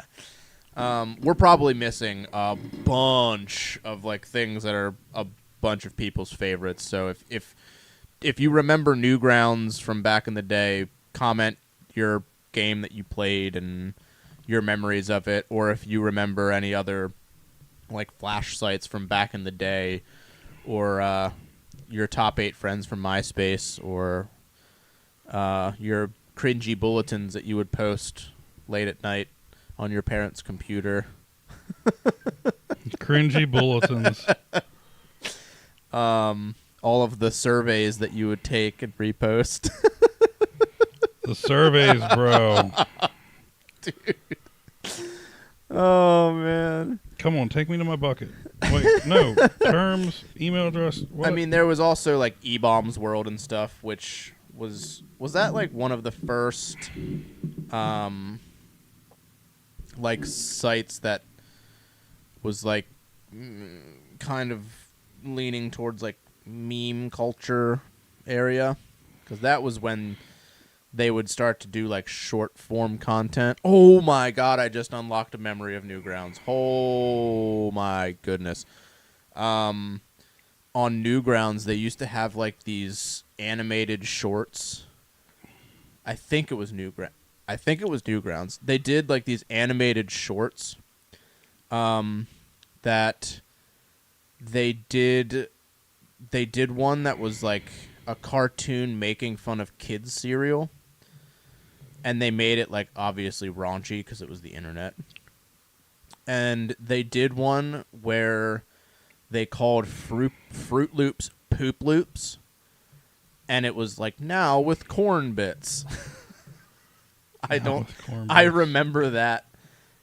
I don't know why. But that was, like, the beginning of, like, the meme culture was, like, Newgrounds, E-Bombs World. Didn't E-Bombs World get, like, shut down because they kind of went too far off the... They went too far. They got a little overzealous, to say the least. I don't know if that's why they got shut down. Or no, I think they had a like controversial video on there or something, because they started to get into like that sort of content from back then. All right, you can stop trying to get into your photo bucket now, It's all mister. gone anyway. I'm not happy. Like the Numa Numa guy, like that video of the fat guy. Maya. That was an iconic video from back in the day. You had Charlie Bit My Finger. Charlie, you bit me. That hurt. You had Candy Mountain. Candy Mountain, Charlie. Do you want to go to Candy Mountain? You had oh my god, I just saw something about this the other day and I can't. Oh, The End of the World. Fucking kangaroos. That was a classic. I'm tired. I am tired. Yeah, this is perplexing. Would you get off the photo bucket? I'm not in photo bucket. I'm in my old email. Dude, I have literally had this email since 2001. It's probably been taken over at this point. I'm still getting emails. I know. Like, there's a bunch of spam, but I'm like trying to go way back, man. I'm trying to see what I was getting back then. I want to go back in time, brother. Yeah, go back in time on your own time. We are at the tail end of this podcast. We're at the tail end of something. We're at the tail end of I gotta urinate. Yeah, see, look, Andy, get off your phone. Who said it? Oh, I'm not worried about that. I'm going to start making you put your phone in a basket at the door. I cannot believe this is still a thing. An old email address that you never deleted? Wow, me neither. No, like it figured it had been blown away long ago, and yet here I am still able to log into it. Dude, how did I even remember the password? I recovered one of my Xbox accounts from probably the beginning of the Xbox 360 era. On a whim. I was just in my game room once, and I was on my one of my friends' profiles, like looking through his friends list, reminiscing of like the old times. I was like, man, there's my friend TJ's old Xbox account. Like, let's look at his friends and see if I can remember any other one. And I would just go through, and I'd be like, whoa, like there's my old Xbox account. And I was like, I wonder if I can remember. I see how much I'm loved. Yeah, way to go. Oh, she already knows. And I just was like, Very I wonder much. if I can remember the Gmail account. And I remembered the Gmail account. I'm like, I don't think I can remember the password. And sure enough, it just came in my head. And now that's the Xbox account that I play on now. It has all of the achievements from when I was playing during that time. And it was like, man, that's surprising that I remembered that. So you should know what this feels like right now. Not for an email account. Dude, an email account's like bigger than an Xbox account. It's like the hub. You literally used an email to log into your Xbox. But I'm tired. I'll bet you are. We're going to see how tired you are. We're going to see how tired you are. No, I don't have my old RuneScape account. Thank Christ. Well, I have... The RuneScape account I have now is one that Why did you start him again? That I started... that I started... I don't know, late 2000s, maybe? But my original RuneScape account got hacked. One of my friends from school actually gave me his to play on because he stopped playing. And I leveled that up really, like, I was getting pretty high up there. Getting up there, huh? Real high? I forgot the info to that one, and I'm pretty sure that probably got, like, hacked and botted. And then... Oh, shit, man. That sucks. I have the account that I have now that... that's what I've been playing on ever since. I have the RuneScape 3 progress, which is, like, when it got to the Evolution of Combat, that I have multiple 99s on. Okay. I have, a bunch of good stuff on that. I'm in the end game, basically, but my old school account is... so you're like Thanos? Like mid game. I'm in the mid game. So you're like Thanos? You've got all the Infinity Stones on that one? No. No. You just loaded up the gauntlet? You're getting ready to fire off? No. You're in endgame? Yeah. Yeah. He's so pissed right now. I love you. This just makes... I love you so It makes much. It makes me think about how nerdy I am. It makes me realize how nerdy you are, and I want to walk out. So, we'll talk about a couple... Okay. What are your top... If you had to pick 5 games out of right off the top of your head, top 5 games that you can think of that are some of your favorite games, what can you think of 5 that are your favorite of all time? Gosh. Just right off the cuff. Second Assassin's Creed. That's a good one. OG GoldenEye. Respectable. Last of Us. Good one. Need for Speed Most Wanted. Which one? Most Wanted. Which one? The original one. Okay. There's another Need for Speed. The one Most with the Wanted. beamer on the front, the silver and white and blue Okay. beamer. Yeah, that one. That's the original one. I know. You got one more. One more. Just straight to your head. Mario Paint. You would pick Mario Paint. Dude, I played it so much when I was saw a kid. somebody who had It came with a mouse.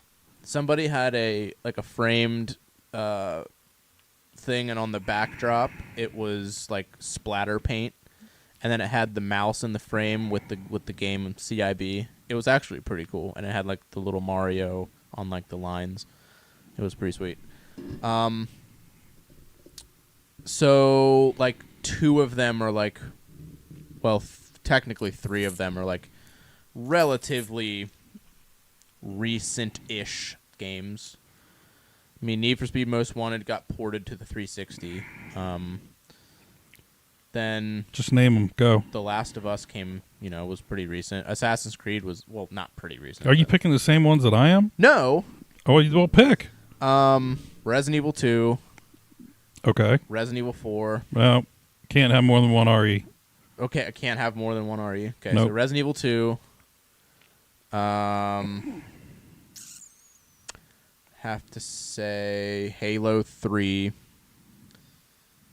The Last of Us, the first one. Have to say Zelda: Link Between Worlds. Okay. And Mario 3. Super Mario 3? Yeah. That's a little cookie cutter, but... I mean, it's like when Lydia wants to play, and she wants to play Mario 3 just out of nowhere, I can just sit down and just play that game. It's just one of those games where it'll suck me in. Like, I'll just be like, all right, I'll play this for a couple minutes while she, like, plays with her Barbies or whatever, and then, like, 30 minutes have passed, and I'm like, oh, yeah, that's right, I'm playing Mario 3. Alicia said Left 4 Dead, Little Big Planet, The Last of Us, Super Mario 2, and The Sims. So, okay, Sims is out of this court.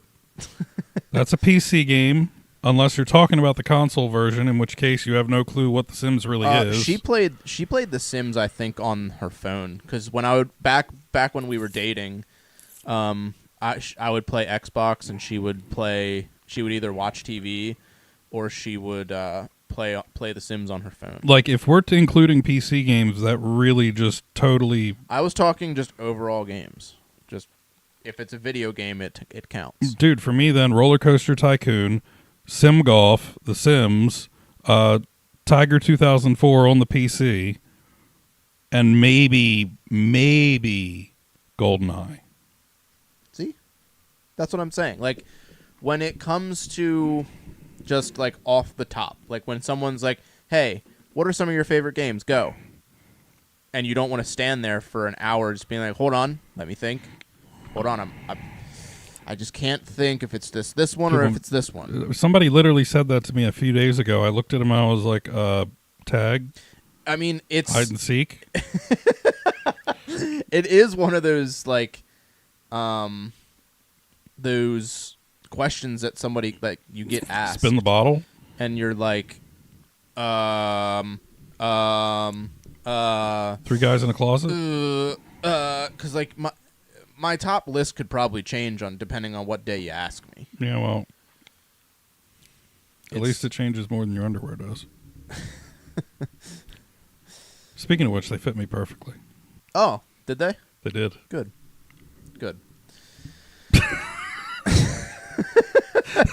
People are gonna get so freaking weirded out by that. I'm glad my undies fit you very well. I watched you last night wearing your underwear. They fit me perfectly. Yeah, I mean, Left 4 Dead. Monopoly. That's a classic. I think that's a game that should probably get at least a port.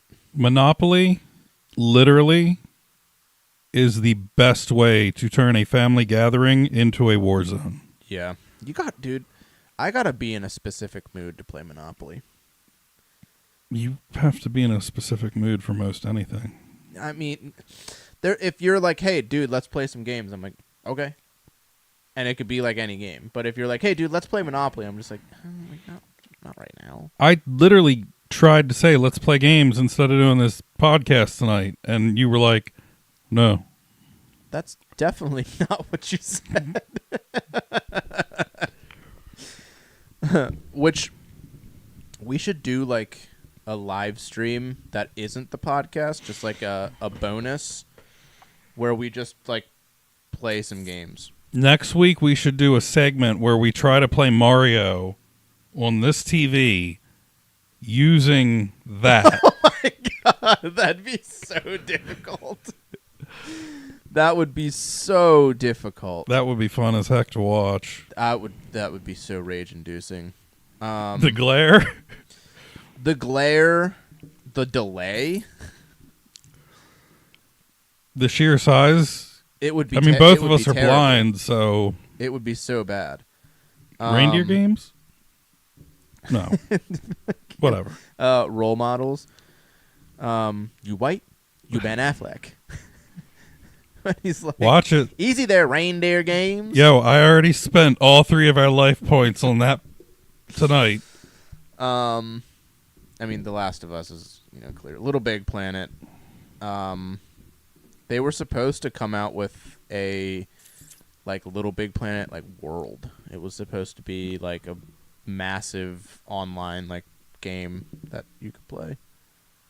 Your own wife just bailed.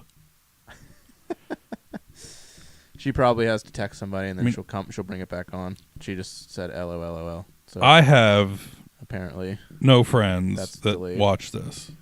Neither do I. It's always just my wife and somebody that's popping in here and there. One of your friends was on there last time. Well, yeah, Andrew did watch. I'll give him credit for that. He's not here tonight. He actually texted me while I was here, so sent me a reel. Should we watch it? No. I think we've... Yeah. Oh, she says I'm here. It just doesn't have her as a viewer. I'm here, but I'm not a concurrent viewer. What are your top 5 movies just off the cuff? I'm not really a huge movie guy, so if someone came up to you and was like, what are your top 5 movies? Just answer them right now. Superbad, Caddyshack,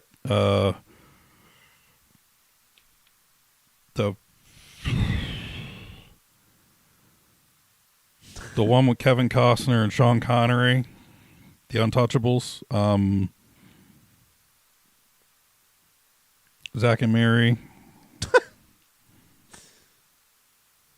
and any of the Pitch Perfects. Interesting choice on the Pitch Perfects. Anna Kendrick is a queen. She is. Okay. Bill Hader's a lucky man. Or was. Bill Hader? Like... Yeah. Like Bill Hader? Yeah. What? Am I thinking of this? Am I thinking of the? Am I thinking of the same Bill Hader? Was Bill Hader the dude that played Mike in It? Because isn't he much older? Or one of the cops in Superbad? That Bill Hader? That Bill Hader. What? Oh my god, dude. I did not know that they... Wow. That's... 2 years ago. That's June 29th, 2022. That's an... Anna Kendrick and Bill Hader are no longer a couple. Interesting there. I did not... That they do not... Okay. Well, okay. All right. So, Anna Kendrick is just... So, if God. I had to throw my top 5 movies, it would definitely be Empire Strikes Back. Really? 100%. Of all of them? Yeah. I'd have to say probably Revenge of the Sith is in there too, because the end of that is just iconic. It gets me every time. It gives me goosebumps every time I see it.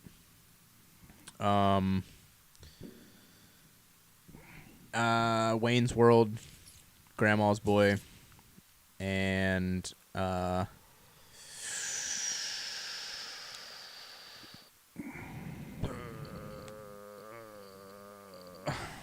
it's another one of those things where I could give different answers depending on when you ask me, but because that's not true of everything. That's an opinion question.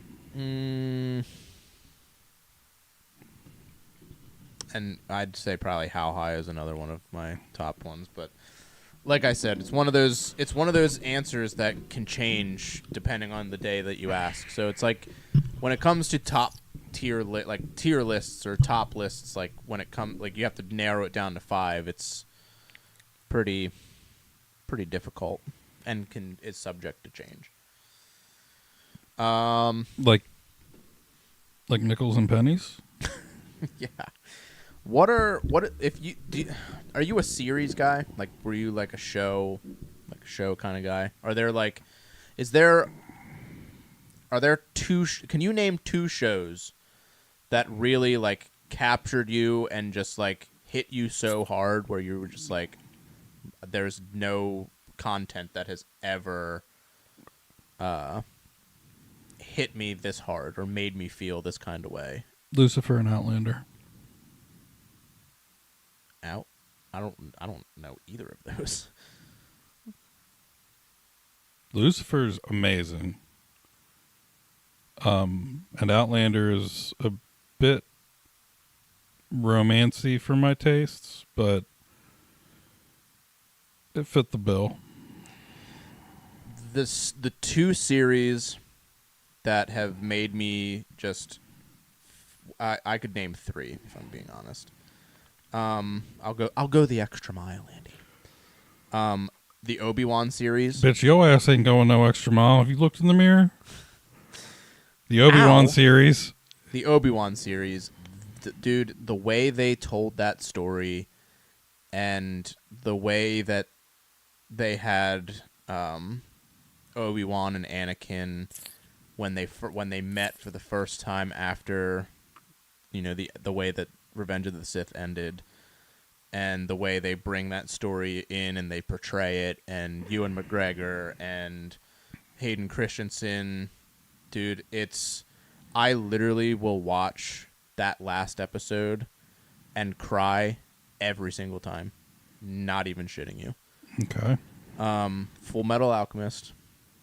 That is, dude, that show, again, one of those things that I could watch 100 times. I know exactly the whole entire story.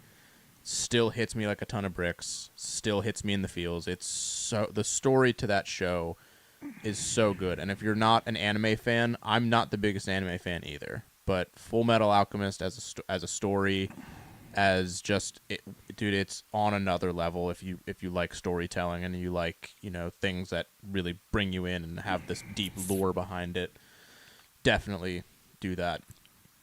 And The Mandalorian. Mandalorian specifically was good. Season 2, when they showed Luke when he came to take Grogu so that he could get the proper training. Whew.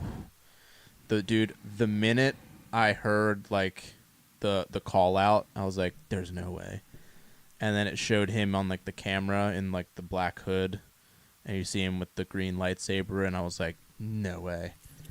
And then he came in, and it was young Luke, like the CGI'd, like young Luke Skywalker. Dude, Well, it had to be for the timeline. I bawled. Mandalorian was set right after Jedi. I know, but like it was just like tears, and I literally woke Alicia up. It was like 2 a.m. And You I'm like, realize that you are publicly on internet television admitting that you cried over a man, right? 100%. Okay. I'll scream it from the rooftops. I'll go outside with a megaphone. Then you're just going to have Keith over here begging. Supernatural is definitely another one that definitely had us in tears. The way that dude, if you want to know how to end a show properly, Supernatural is a way to end, because that show spans 15 seasons, and they're not short. You know how else you can end a show? But it ends just, they wrap it up. They just nicely wrap the gift perfectly. Those corners are nice and creased. It's nice and tight to the box. And they're just taking this big elaborate bow, and they just tie it in the most beautiful thing, and then they present it to you. They're like, here you go. You know how else you can end a show? Hire Alec Baldwin and hand him a 357. Yeah. The Last of Us was a good show. That, boy, when they get to season 2, that is going to be boy, that's going to be rough. The OC is your bag. Sons of Anarchy is, it is, I mean, that show does play with your emotions quite a bit, because that show will fucking take you on a ride, dude. It is all over the place in terms of like just the events that happen. If you like being on a roller coaster ride, that's the show to watch. Or join a motorcycle club. Bronson's kicking so much he must like the podcast. Well,